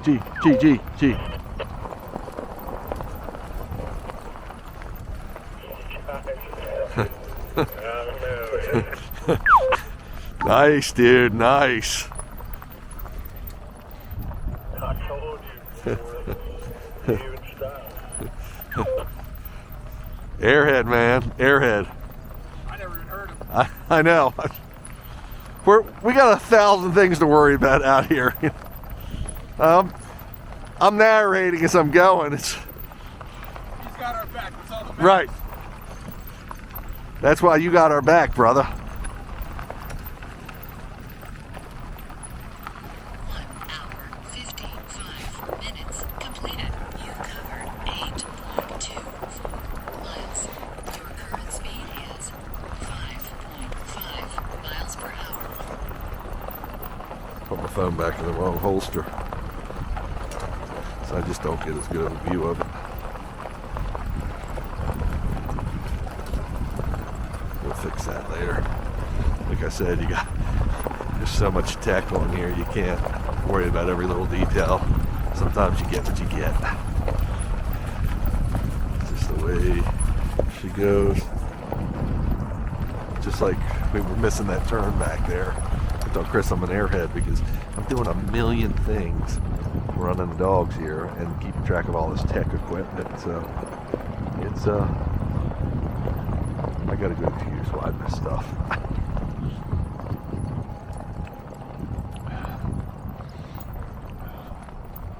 So I'm glad I put the heavier gloves on because my fingers were getting cold. These heavier gloves are helping a lot. Now I do have heated gloves. These are heated, but I don't have the batteries for them. Just I haven't run them probably in a couple of years with batteries because I don't know. It just seems like I don't get as cold as I used to. I've become numb to it. So a little bit of a ledge here, so I'm sticking to my left as it gets dark. And I got a camera. I don't know if you can see it in the views you're getting from the other cameras, but my camera is kind of in my eyes, in my face, when I'm wearing. So I got a little bit of an obstacle. It's easier during the day. But all good. Jag's perking up. He likes the nighttime. Wonders what nocturnal animals he will see.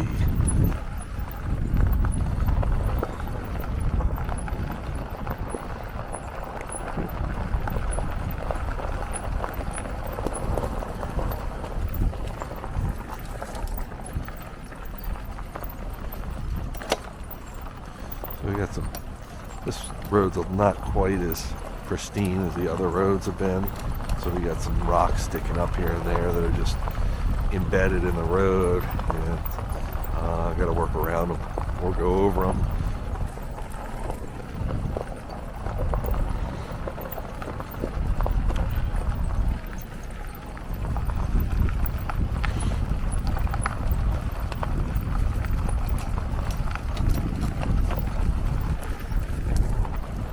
Dogs are loving it.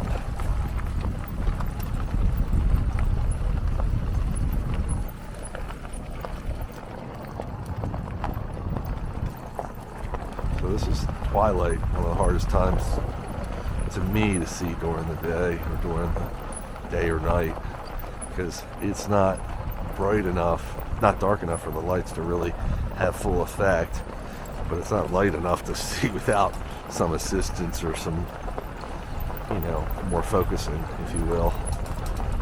It's a little challenging at this hour, but it sure is beautiful when you get the sunset and the skies and you get all the sky colors.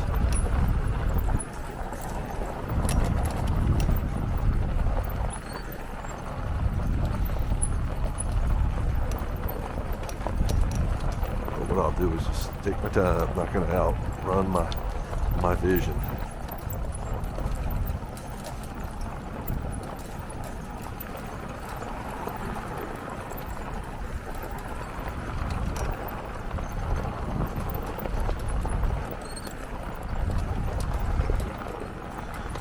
Just like that, we're almost at 9 miles too. So I'm looking for 6 more. Be happy with 4 or 5 more. But I could get 6. Conditions are right. Nice and cool for the dogs. Got my big gloves on. I'm feeling good.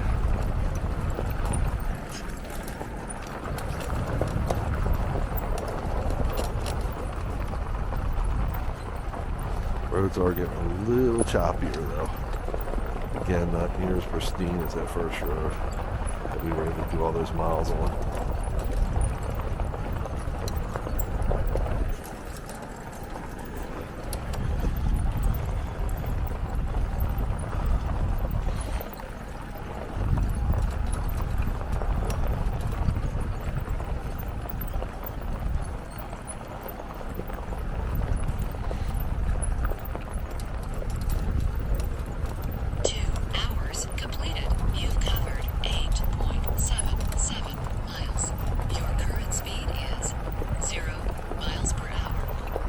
I've said it before, but when you hear it say our current speed 0 miles per hour, if we're moving, if we're not stopped, usually because they can't get a good GPS signal.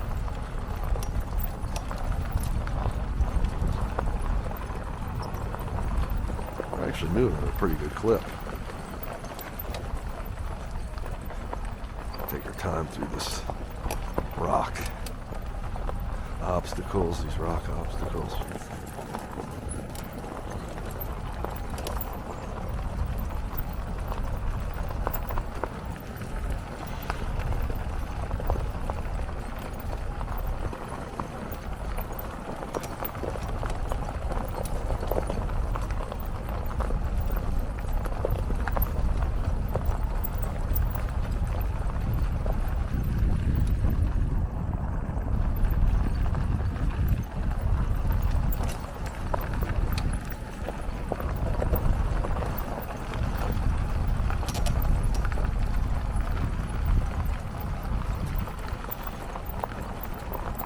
Believe it or not, we've only been out here for 2 hours.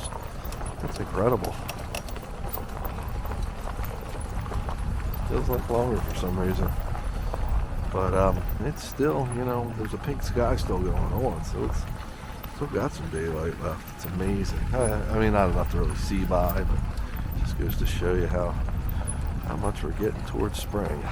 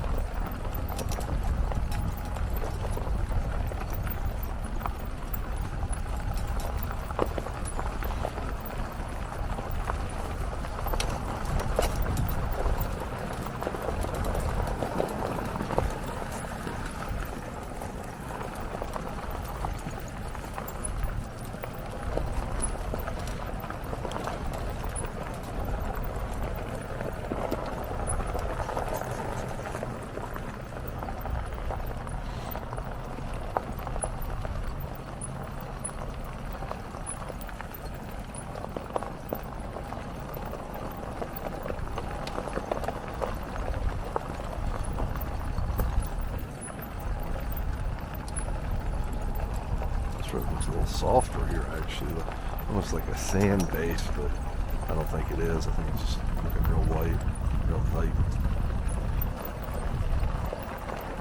We have ridden beaches before.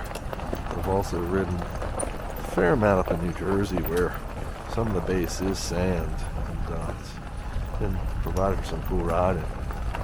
Dogs really enjoyed it. Again, it's cool where we're located in the country. Just, you know, you can go to the beaches, go to the mountains, go to the farmlands. It's all within a, relatively speaking, stone's throw distance. Not like we have to take an airplane, not a few hours one direction. We got a total diverse layout, topography. It's pretty cool.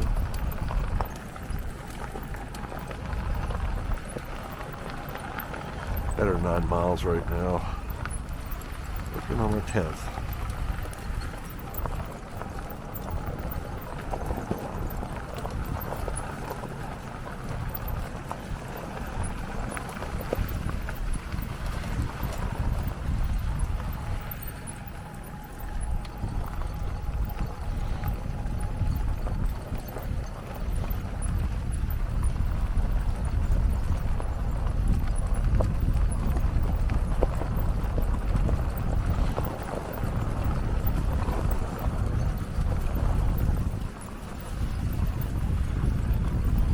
Over.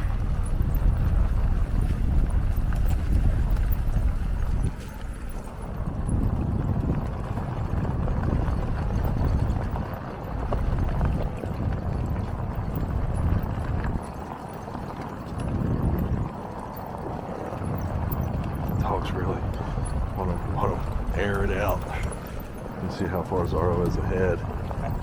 He's holding on this tug pretty good. On this tether.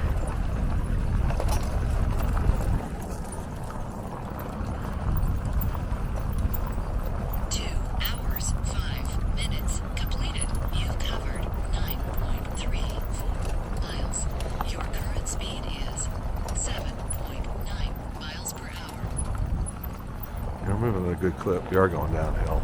Pretty good grade downhill. Negative 6.4%. So you can imagine a 6% grade uphill, 6.4%. That's what we're doing downhill. That's what the negative means, in case you didn't know. I didn't know before I started doing all this stuff. So There's a light up there. See that? To your right, like 1 o'clock. There's a couple. I don't know if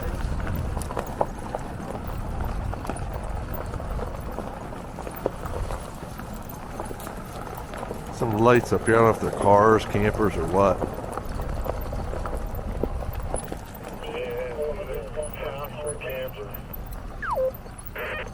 House or camper, he said.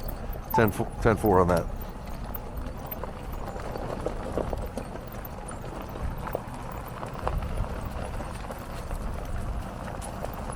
Something jumped out of the sky. It's because the snow showed up on my left side and moved my camera in front of my face and made a motion.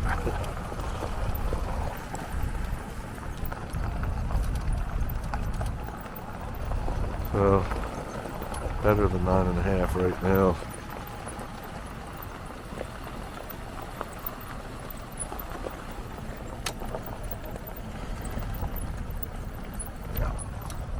Had to sit down to see the other meter, make sure it was still going.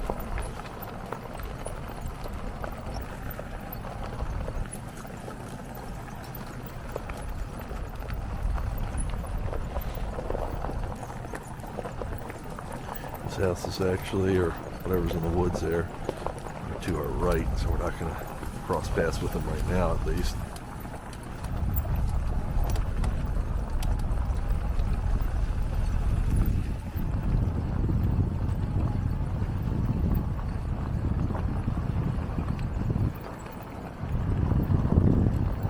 Some straight ahead. I see some reflectors. The other house is on a hill. This is the driveway here. Of course, what we have to watch for are dogs as we get to more residential areas where these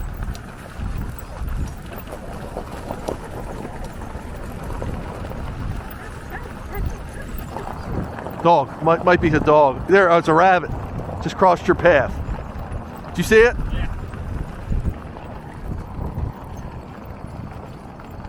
Which way? Straight? Yeah, straight.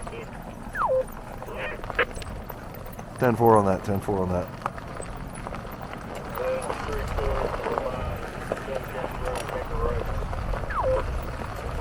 10-4 on that. Watch for dogs, Scotty.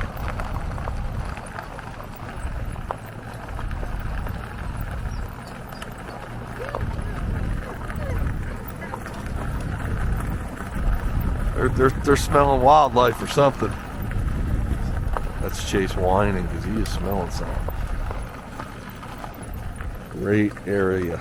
Great area. This has just been awesome. And all this excitement with the wildlife or the rabbit that just crossed our path or whatever else they're just picking up on adds to their excitement and motivation, and it really adds to their work. It inspires them to work. Pretty good grade here. We're going up right now. So by the way, we're 2,000 feet, so we came down from that 3,000, 3,100 almost. Came down a long way off that mountain.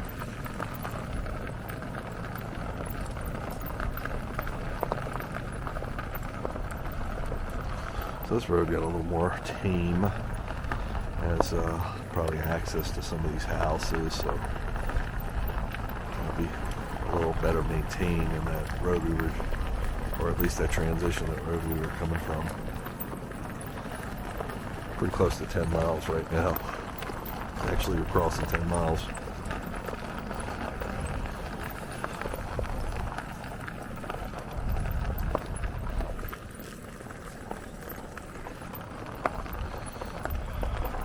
Dogs are totally recharged. 2 hours, 10 minutes. Completed. You covered 9.89 miles. Your current speed is 3.5 miles per hour. That meter says we're a little less than 10 miles because that's not the right one. The one that talks. Just letting you know, so you don't think I'm fibbing.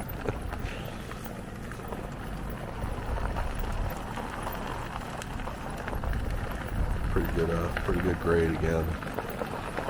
I haven't gotten a reading on it, but they're working to get up this hill.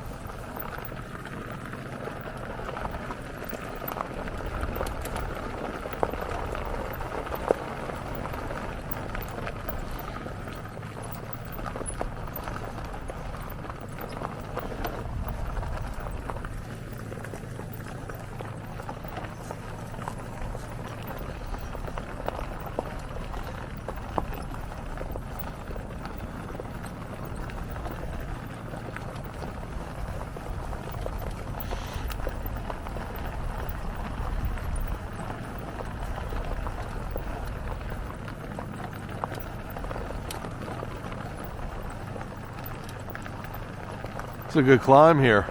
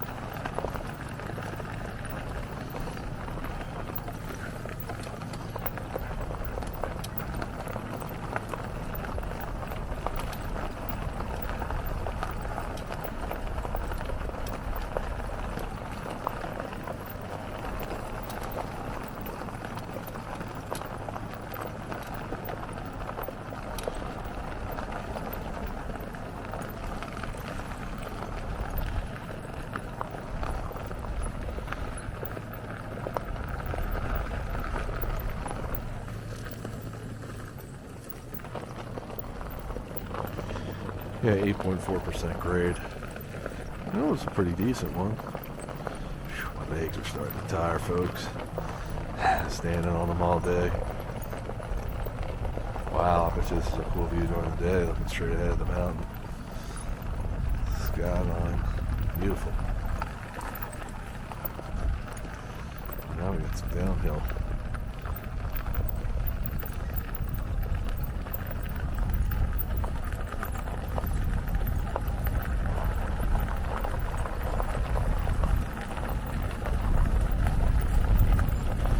Hold our speed back a little bit. It's just, again, I'm trying to outrun my headlight here.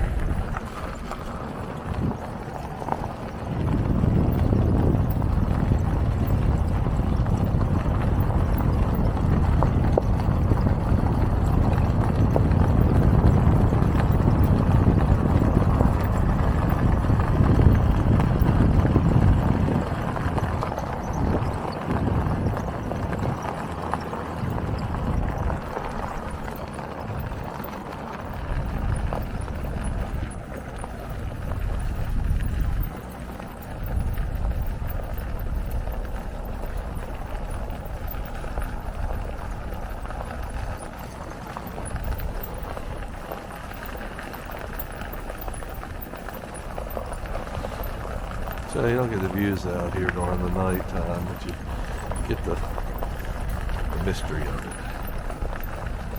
I always like to say it's very enchanted.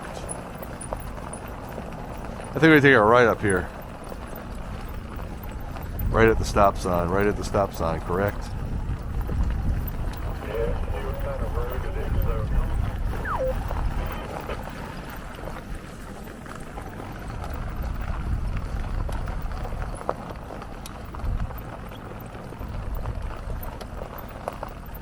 What's it look like, Scott? Same place we passed. No double yellow line, about what we've been on. That's cool.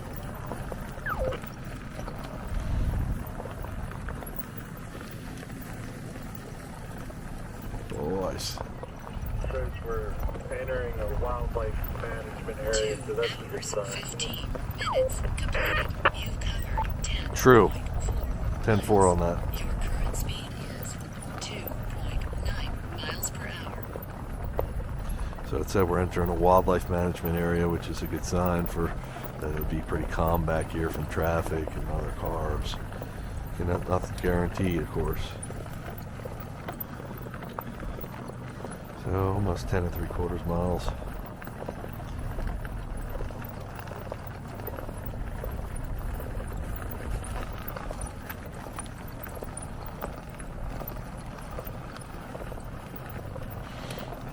Can it follow me at night? It's following you. I just don't know how good the picture is. I can't tell anymore.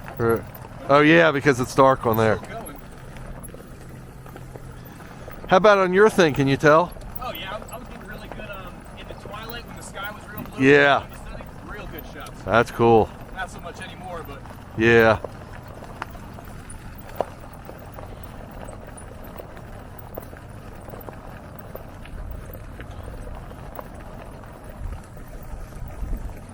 Nice and smooth road here for the cameras at least.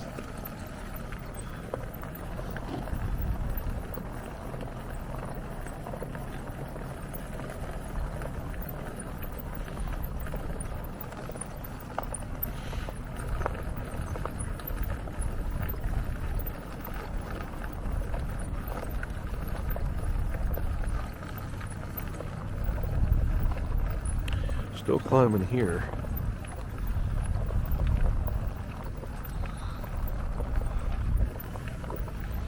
I can feel the stomach rumbling. Probably too much information to say, right? But I'm hungry. That's always our tradition after we're done our dog runs, to stop and try to get a halfway decent meal. We've earned it. And of course the dogs have earned their meal. Usually on the nights I run the dogs, when I feed them, I give them, I varietize their diet, so I usually give them, they're on a chicken diet, a chicken raw food diet that's commercially available, called the BARF diet. Car, haul over. Should I go here? You can, Haul over. Oh, guys.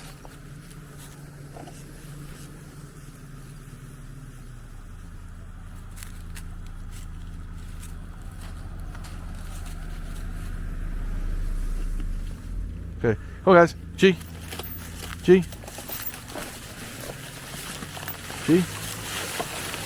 G.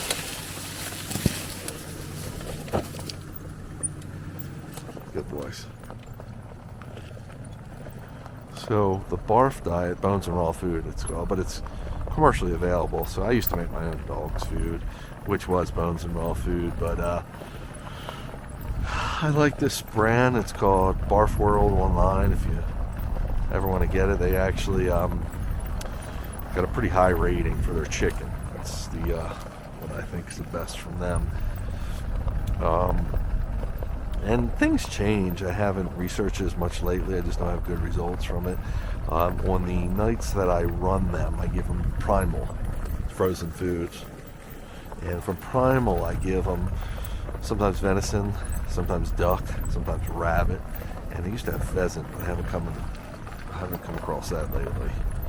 So just kind of like a little treat. They work hard, and they get a variety of meals, so something for them to look forward to also.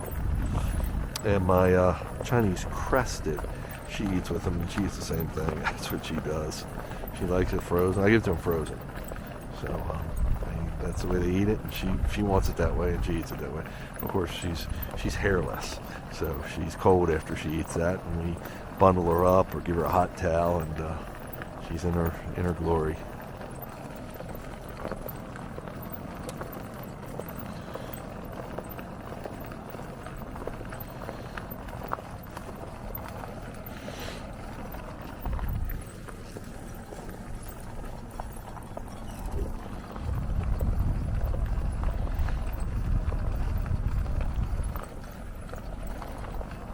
Oh, something bigger than fly. That's an owl. It's to your right, yeah. Must be. Big bird this late, man.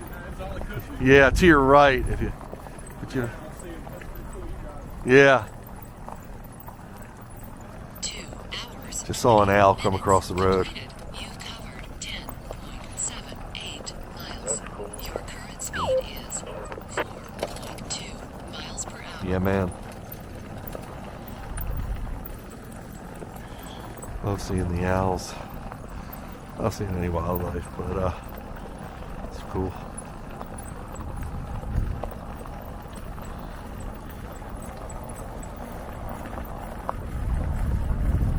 Yeah, so I was saying our Chinese crested chi, it's the raw food diet too.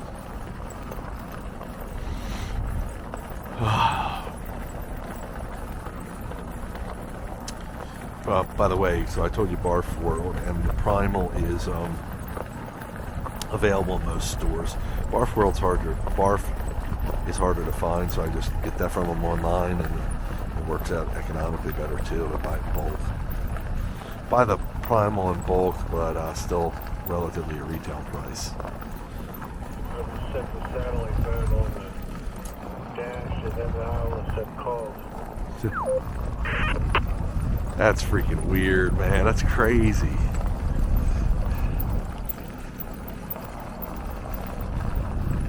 Oh, I'm sorry. It's a fake call.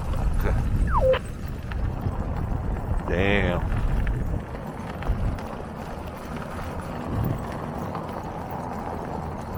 I want to air it out some more. So about 11 miles right now.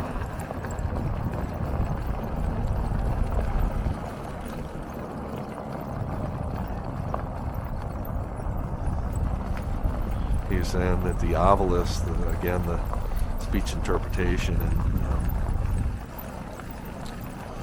translator for us for our paranormal investigations, he set the satellite phone next to it and it said make call. I mean, it's just, we call that legit. I mean, that's just the real deal. Okay, so we're current stats. I told you we crossed 11 miles a few minutes ago. We've been out here for 2 hours and 22 minutes and 22 seconds.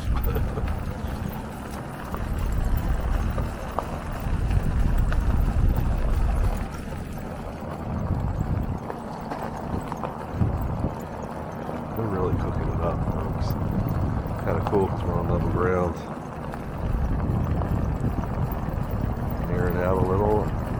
It's a nice smooth road. I can see ahead. Moving pretty clearly.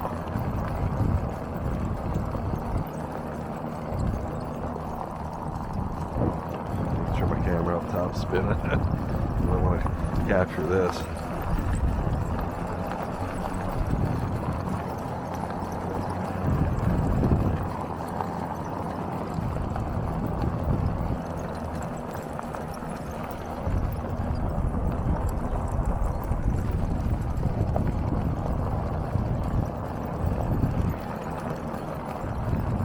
So it was a fitting run in the sense that we got the scenic part during the day and we got the not so scenic part at night, and it's dark anyway, so we're not really missing anything. Gee, over.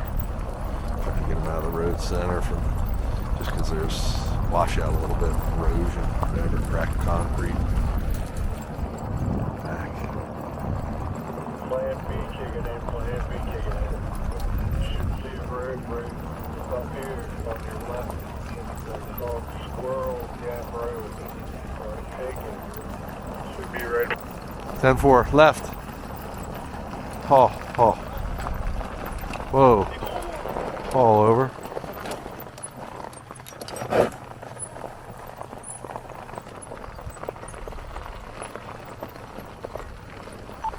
Was this right? Yeah.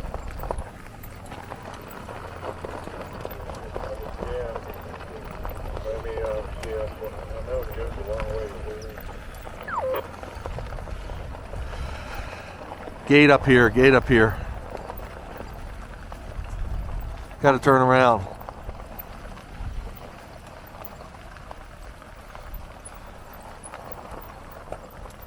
Haul, come around. Haul, come around. Haul, come around. Haul, come around. Haul, come around. Come on, Jay. Yeah, we've done Squirrel Gap Road a few times. 2 hours, 25 minutes completed. You've covered 11.4 miles. Your current speed is know if it's the same 0 one. miles per hour. I think it is. It's gated here and it's gated on the other end, and it's a good 7-8 miles.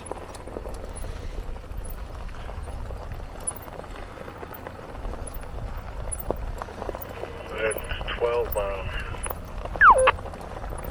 Yeah, I've definitely done it. Hey, so should we take a left? Just go as far as we can. That's still got a plan. Keep going. Oh. 10-4 on that. 10-4 on that.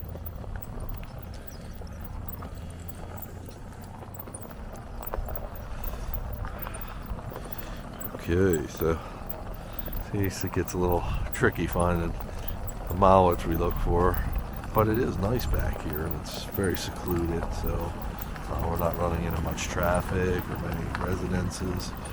So, we can't always get the mileage we want, but we're approaching 12 now, so we're doing pretty good. 2 or 3 more would be ideal, but these cars running hard. I mean, I love to see it. He's in. He's feeling cool. It's a nice, cool evening, and they're just rolling.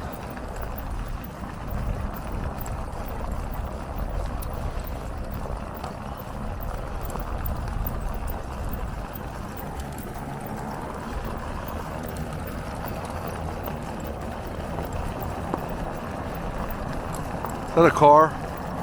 Don't think so. Reflector, yeah, I think it's a reflector.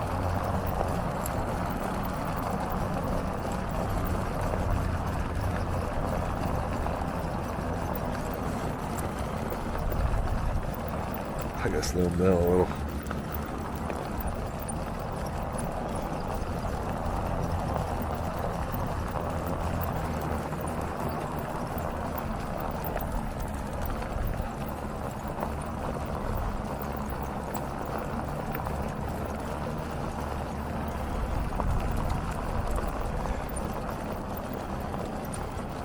Watch for dogs and cars, buddy.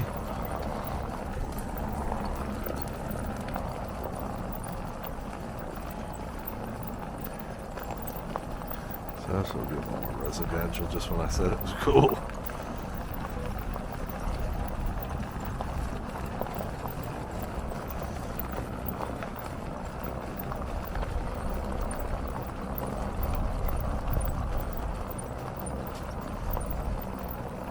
That's actually part of the park. I thought it was residential, but that looks like some sort of park building. Now we are entering Neighborhood Watch.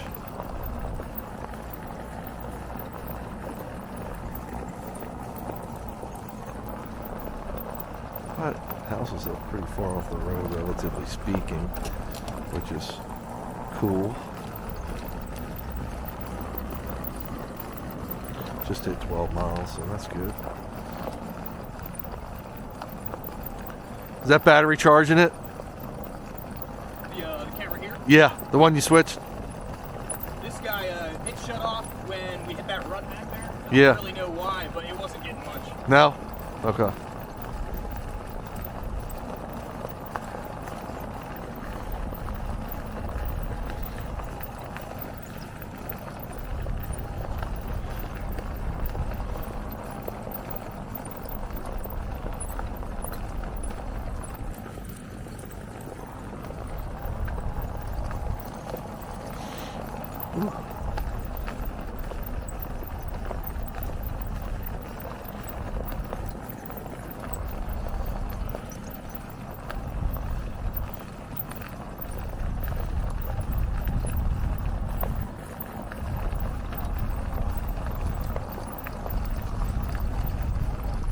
We can go straight or left.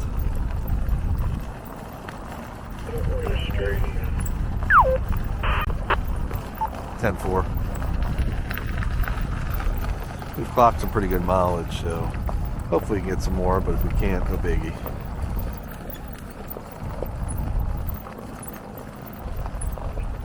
I can get it, man. 10-4 on that, 10-4 on that. 30 minutes completed. You've covered 11.97 miles. Your current speed is 4.1 miles per hour.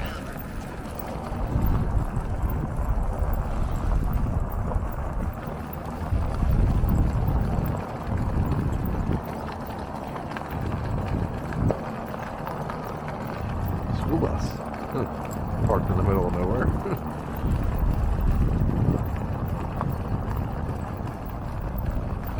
So we usually do wind up in these neighborhoods once we wear out the back roads. They only go on so long, and Huskies can do more than most back roads. But we do get a couple of long ones. But it works out. It's cool. Something different, totally.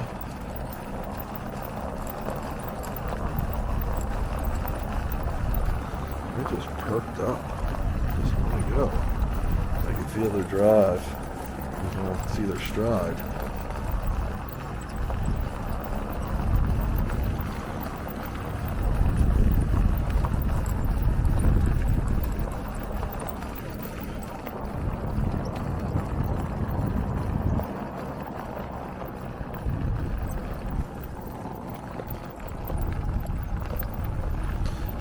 Felt my phone go off. That means we have signal around here, which is cool.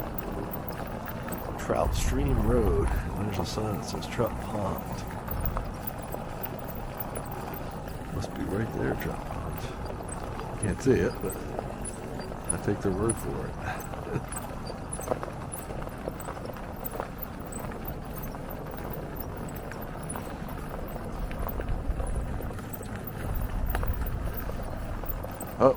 See that dog?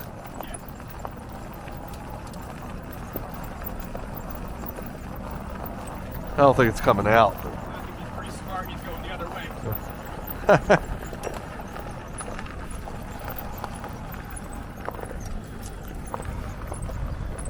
Careful, I saw a little dog to the left, just so it don't come out at you.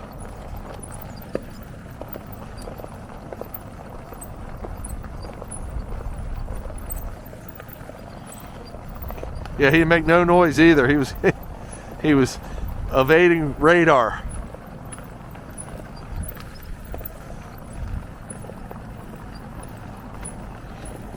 I want to make a right up here. 10-4 on that at the road sign, I guess, that I see. Yeah, it should be.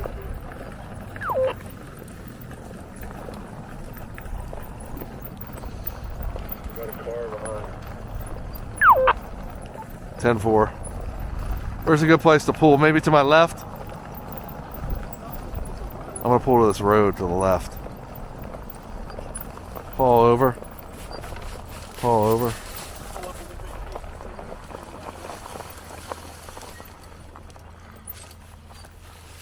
You want to watch my dog, Scott? I was gonna say, you want to do a water? Yeah, might as well. We're going to do a water.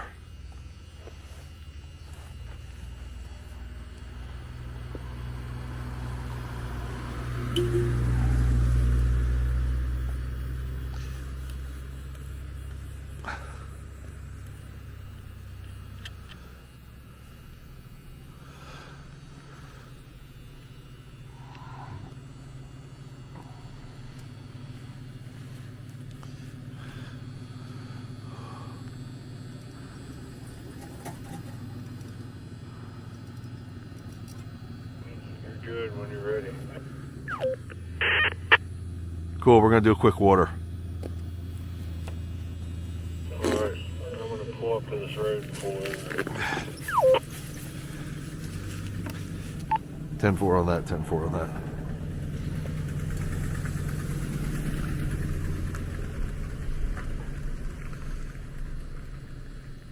12.5 miles right now, folks.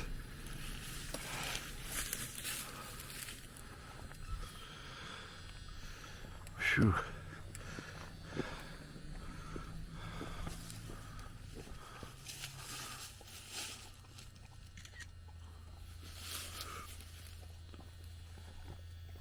Maybe the phone died, but the gimbal's still going. Really? Yeah. 2 hours, 35 minutes. Wow. Covered 12. I wonder if the phone was getting charged from that.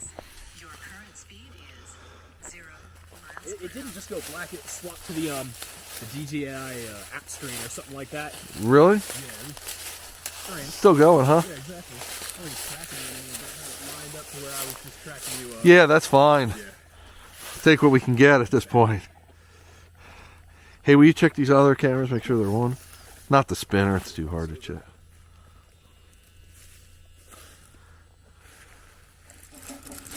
I'll go back, chase that phone.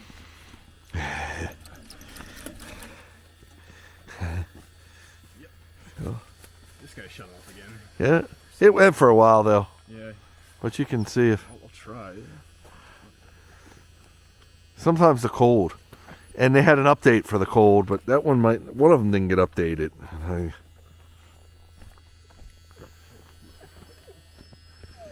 Chase don't like sitting still. Oh. You know the one on top's still on because it's aimed. If Yeah. it shuts off, the gimbal goes back, doesn't it? Yeah. So it looks like it's on. Not every time, but it's supposed to. Oh, okay. I couldn't tell you why it doesn't sometimes. Yeah, it's just like why it's just cut off, you know? But 99% of the time, these things are awesome.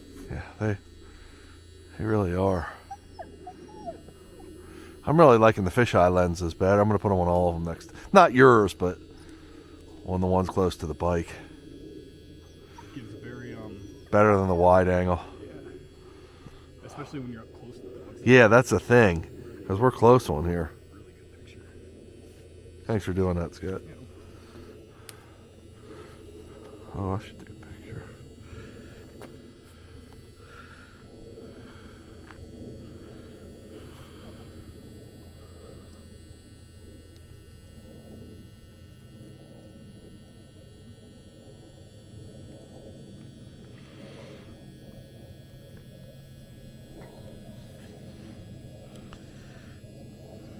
I guess the cord might have wobbled out. It's at 13%. Okay. I'm starting to notice that they won't let you turn them back on until they're at Yeah. 10% or something. I saw that. Yeah, those cords, like you said, it might be too much stress on the cord.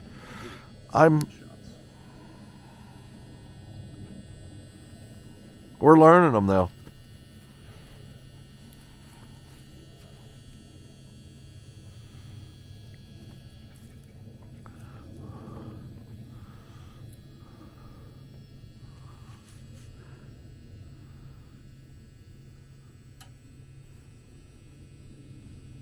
He can't turn them. Yeah. We're gonna have to do it next time. Lights in the shot. Something Yeah. to take note of.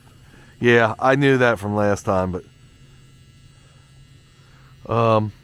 you got the water, don't forget. I know I did notice that, but it's too cold to rotate them. The dogs aren't getting lit up.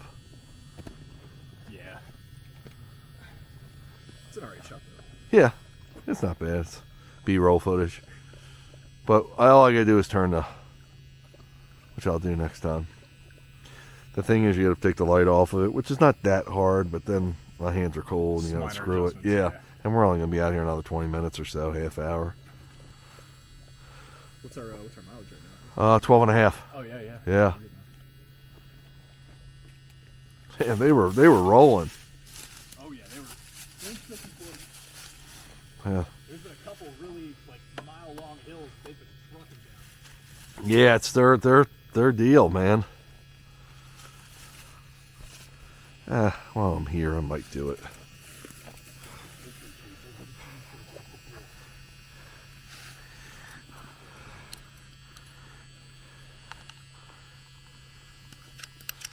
You got me interested. I'm going to do it. Especially this one, because the dark dogs just don't show up as well.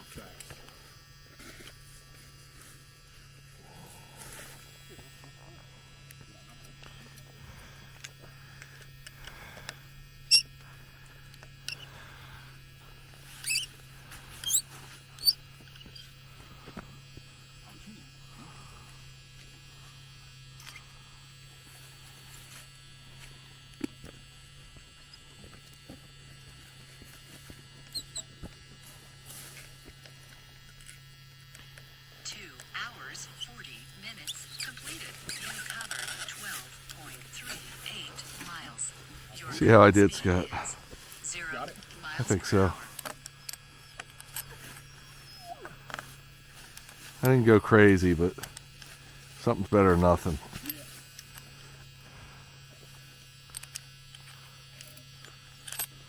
It's hard to get them all right when you got 1, 2, 3, 4, 5, 6, 7 to 10 angles. Yeah, that's what I was saying. Sometimes you got to cut your losses. Good shit though.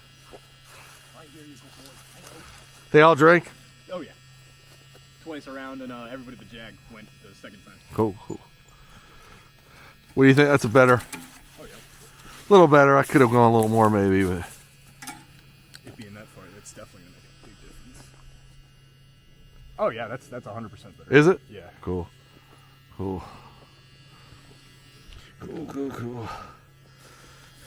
Another 2.5 miles would be perfect if he's got it for us.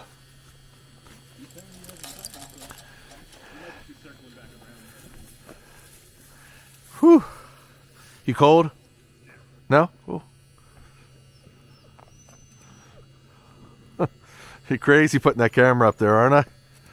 Man, when you mentioned that the shot stabilized and I thought about it, it's gonna look really weird. Don't you think? Around, but still stabilizing. I think it's a drunk drone pilot. I can't even imagine. That's why I said let's try it. Well, that's what's so cool about having a bunch of cameras. If some don't come out good, you got all the others. Hey, these 2 cameras were on still? The front ones? Yeah. Yeah. Cool. Makes me want to recheck them now. Yeah. Cool. Hey, is there something in that leaf pile? Is something shiny or no? It's water. Okay, cool. Yeah, we're Just making sure. Cool, man. Good job, bud. Yeah, I still see you filming me. Oh yeah, I'm always giving it a shot. Cool. Okay, come on, guys. All right. G over.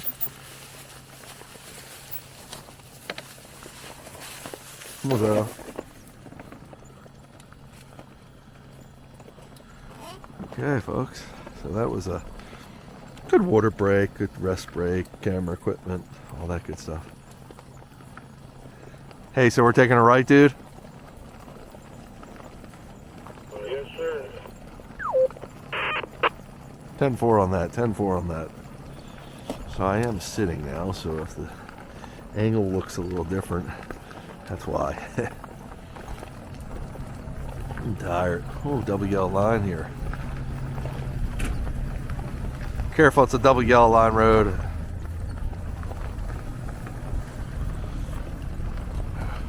Crispy's in search of getting us mileage. We're actually doing really good. Scott will have a good visual up there on cars coming. And trying to get 2.5 more miles. That's our goal. See if we can get it to happen. We're pretty close. Little climb here for the dogs.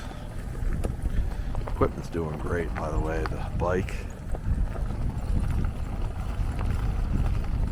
I think this will be the really last cold run of the year. With I look 2 weeks ahead as far as it goes for the extended forecast, and we're talking 40s, 50s, 60s, 70s. And at night it still does get cold.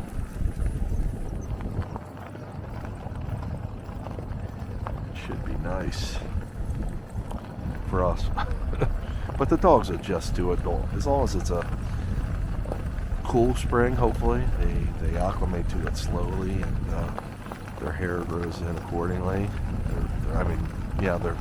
They'll shed their undercoat accordingly and put the new coat on the top layer. It's really been a great run today. Hope the views are as awesome as I think they are.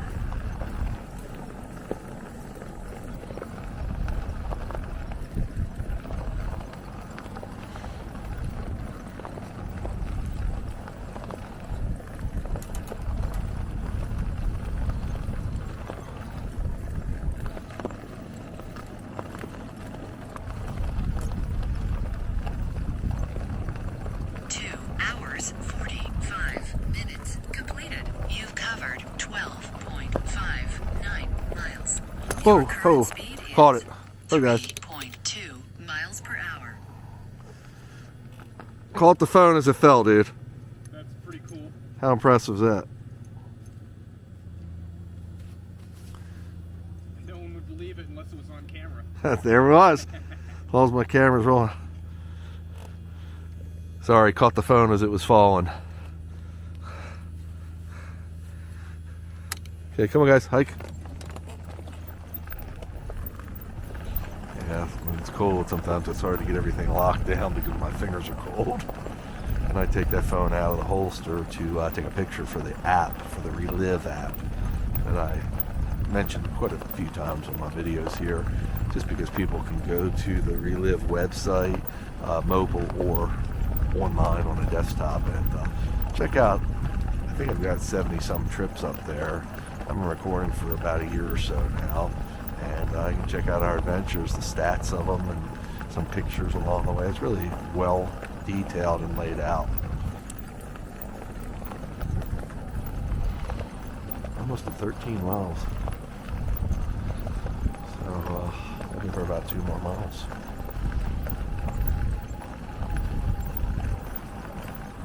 And really we're on track.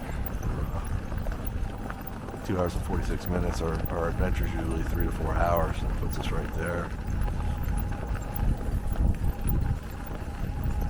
So even though this is a double yellow line, you can see it's minimal traffic. Hopefully none, and hopefully it'll stay like that. But I have my bodyguards here between Scott in the front and Chris in the back, so we're secure as long as we don't get too trafficy.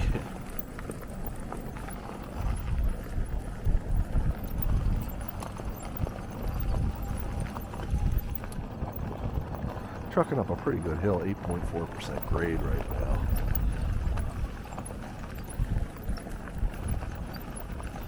It goes. We're really climbing. Again, it's nice being around the mountains and these mountain roads because it really gives the dogs a nice workout variety of elevations, going up, going down. This makes it exciting and scenic.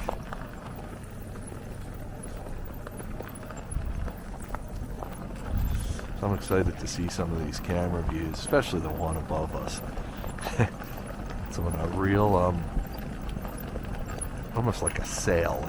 I knew it was going to be a lot of play in the pole that's holding it, but because it's on a gimbal, one of those DJI Pocket Osmo 2 cameras I was mentioning, it's going to be, it should be stabilized. And I get a fisheye lens on there. It gives a really wide view. I know I get some complaints sometimes on my videos that the fisheye view makes it a little distorted, but people have to understand that if I don't use a wide angle or fisheye lens, which fisheyes are a really wide angle, then you're not going to really get the whole Monty. You're going to see like a close-up of a dog's butt instead of the whole dog.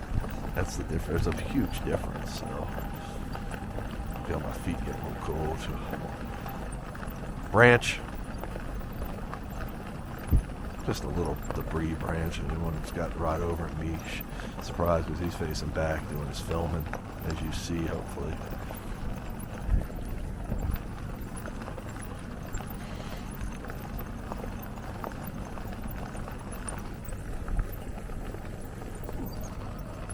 So we're about 13 miles right now. Climbing uphill. Still making the mileage work. Yeah, we're in pretty good cold temperatures.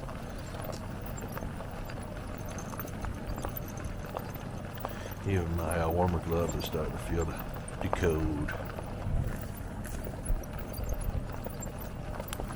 6.3% grade, still climbing though.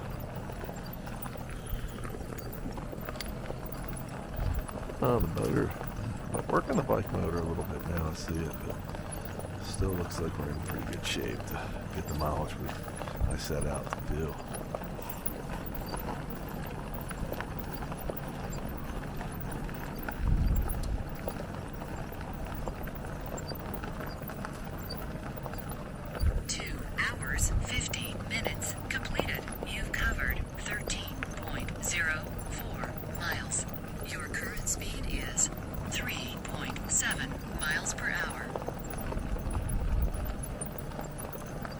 Now, if we go downhill like we went uphill on the other side, I'm going to have to hold the boys back because they're going to try to floor it. Gate ahead. It says gate ahead.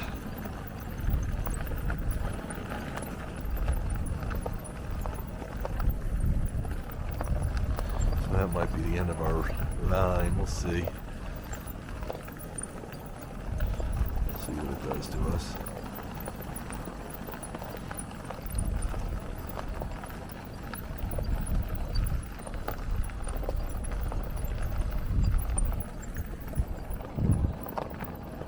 Really a good climb though. It sucks if there's really a gate ahead. Our only option would be to turn around and wrap it up where we're at. We'll see how far that gate ahead is.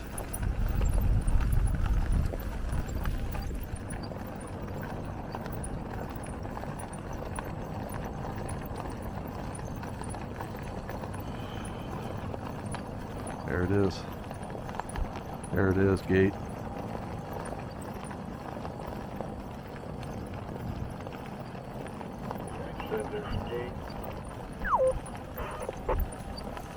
Yes, sir. I guess we'll turn it around.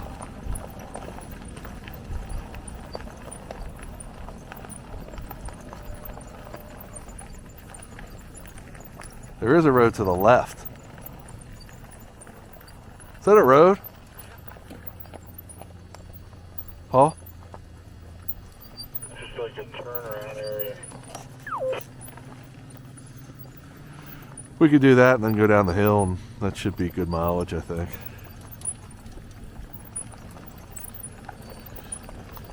I mean, go down the road we just came from.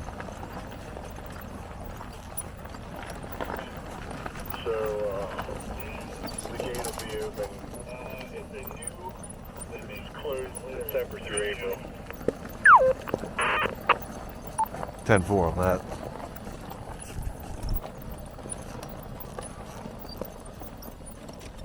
Okay, guys. Hawk around. Hawk around. Hawk around. Hawk around. Hawk around.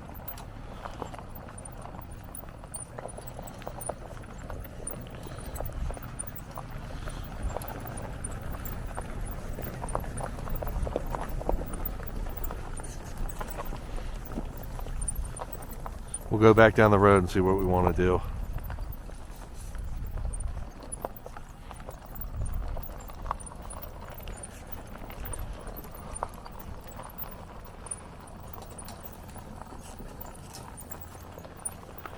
G?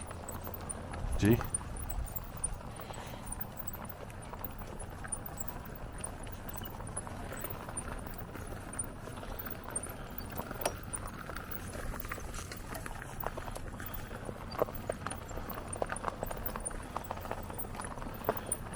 Well, still got a little bit of mileage to get in on this road. We'll go back and we'll see if we want to wrap it up at the bottom.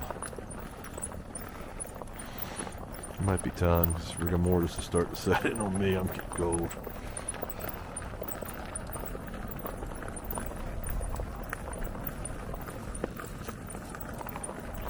Boys, I like the downhill of this, but I'm going to hold them back so I don't get too crazy, because they're going to want to air it out. It's a pretty good climb we did.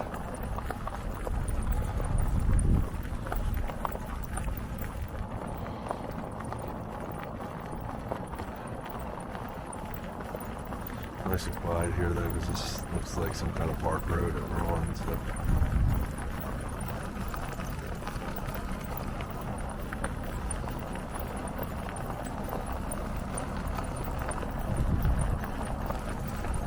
I feel my phone ringing. I know I'm in service area.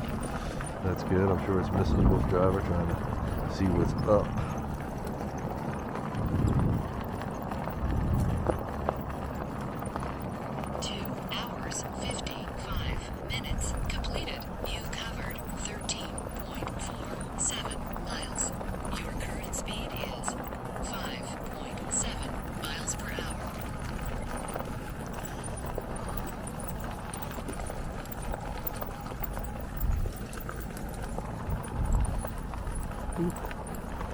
We are still rolling, folks.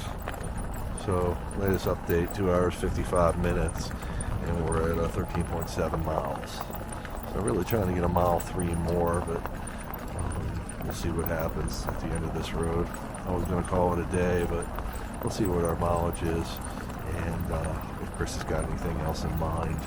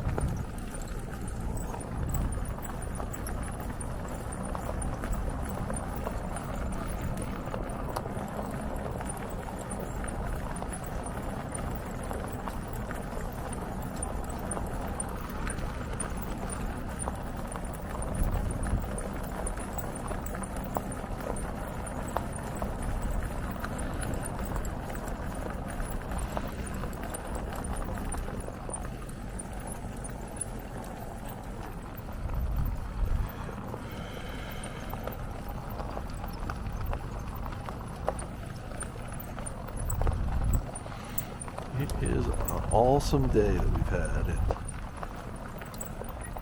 we're getting close to our goal right now, folks. So, exciting time of the ride.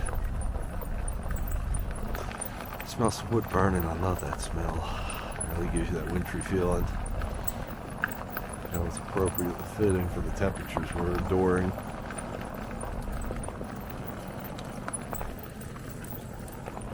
Oh, they're still moving right along.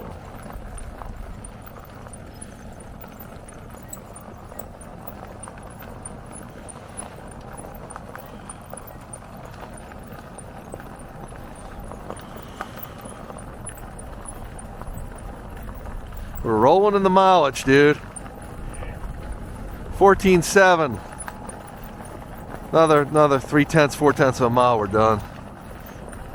Something about hitting that 15. No, I get it, man. It's my goal. It's kind of like you have to hit it, otherwise there's no point in setting it off. Exactly. Well, they're just running so good, too. They're in.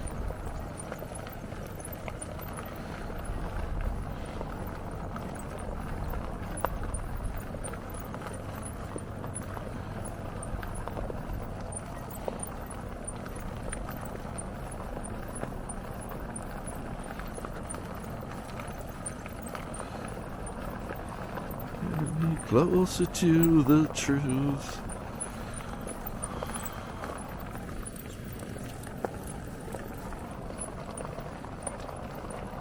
I'm young now. Got some, well, at least they're shallow, but there's some shoulders here, so if we do get a car, there's places to pull off for the most part. 3 hours, 5 minutes completed. You've covered 14.62 miles.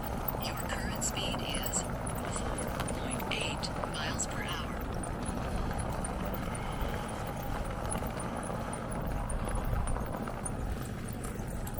Great day, man. It's been nice. That scenery was, well, yeah, the scenery was gorgeous. At least when it got dark, we ran out of scenery. Nothing we're missing, so, you know, it's kind of just back here in the woods.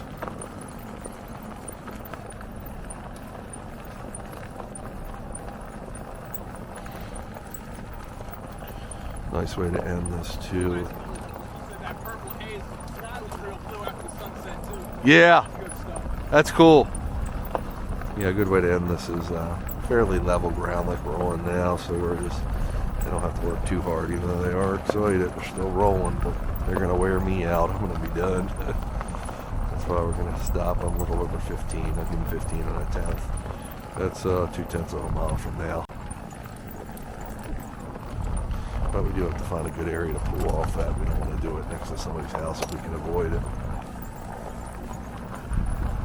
There's not too many houses back here, and they are kind of off the beaten path.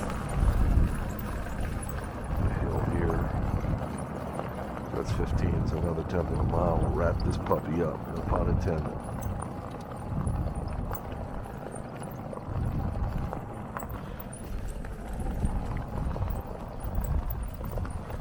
Anywhere you see good to pull over.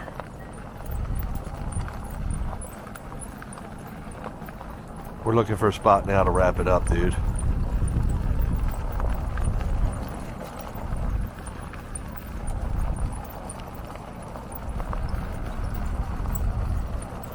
Should have one at 3/10 of a mile. It's going to be a right-hand turn.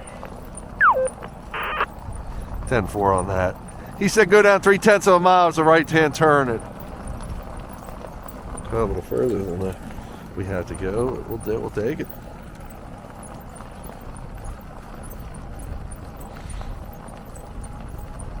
Miles are coming quick now because the dogs are in the motion, in the groove. It's good to get a nice place to break it down, because if you're in the middle of the road and cars come, it's just a nightmare.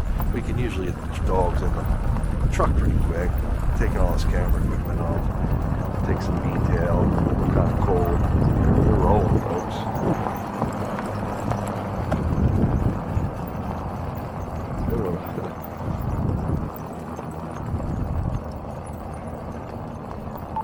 Is this it, bud?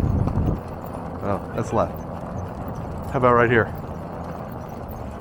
don't know. Easy. Haul, haul. Paul.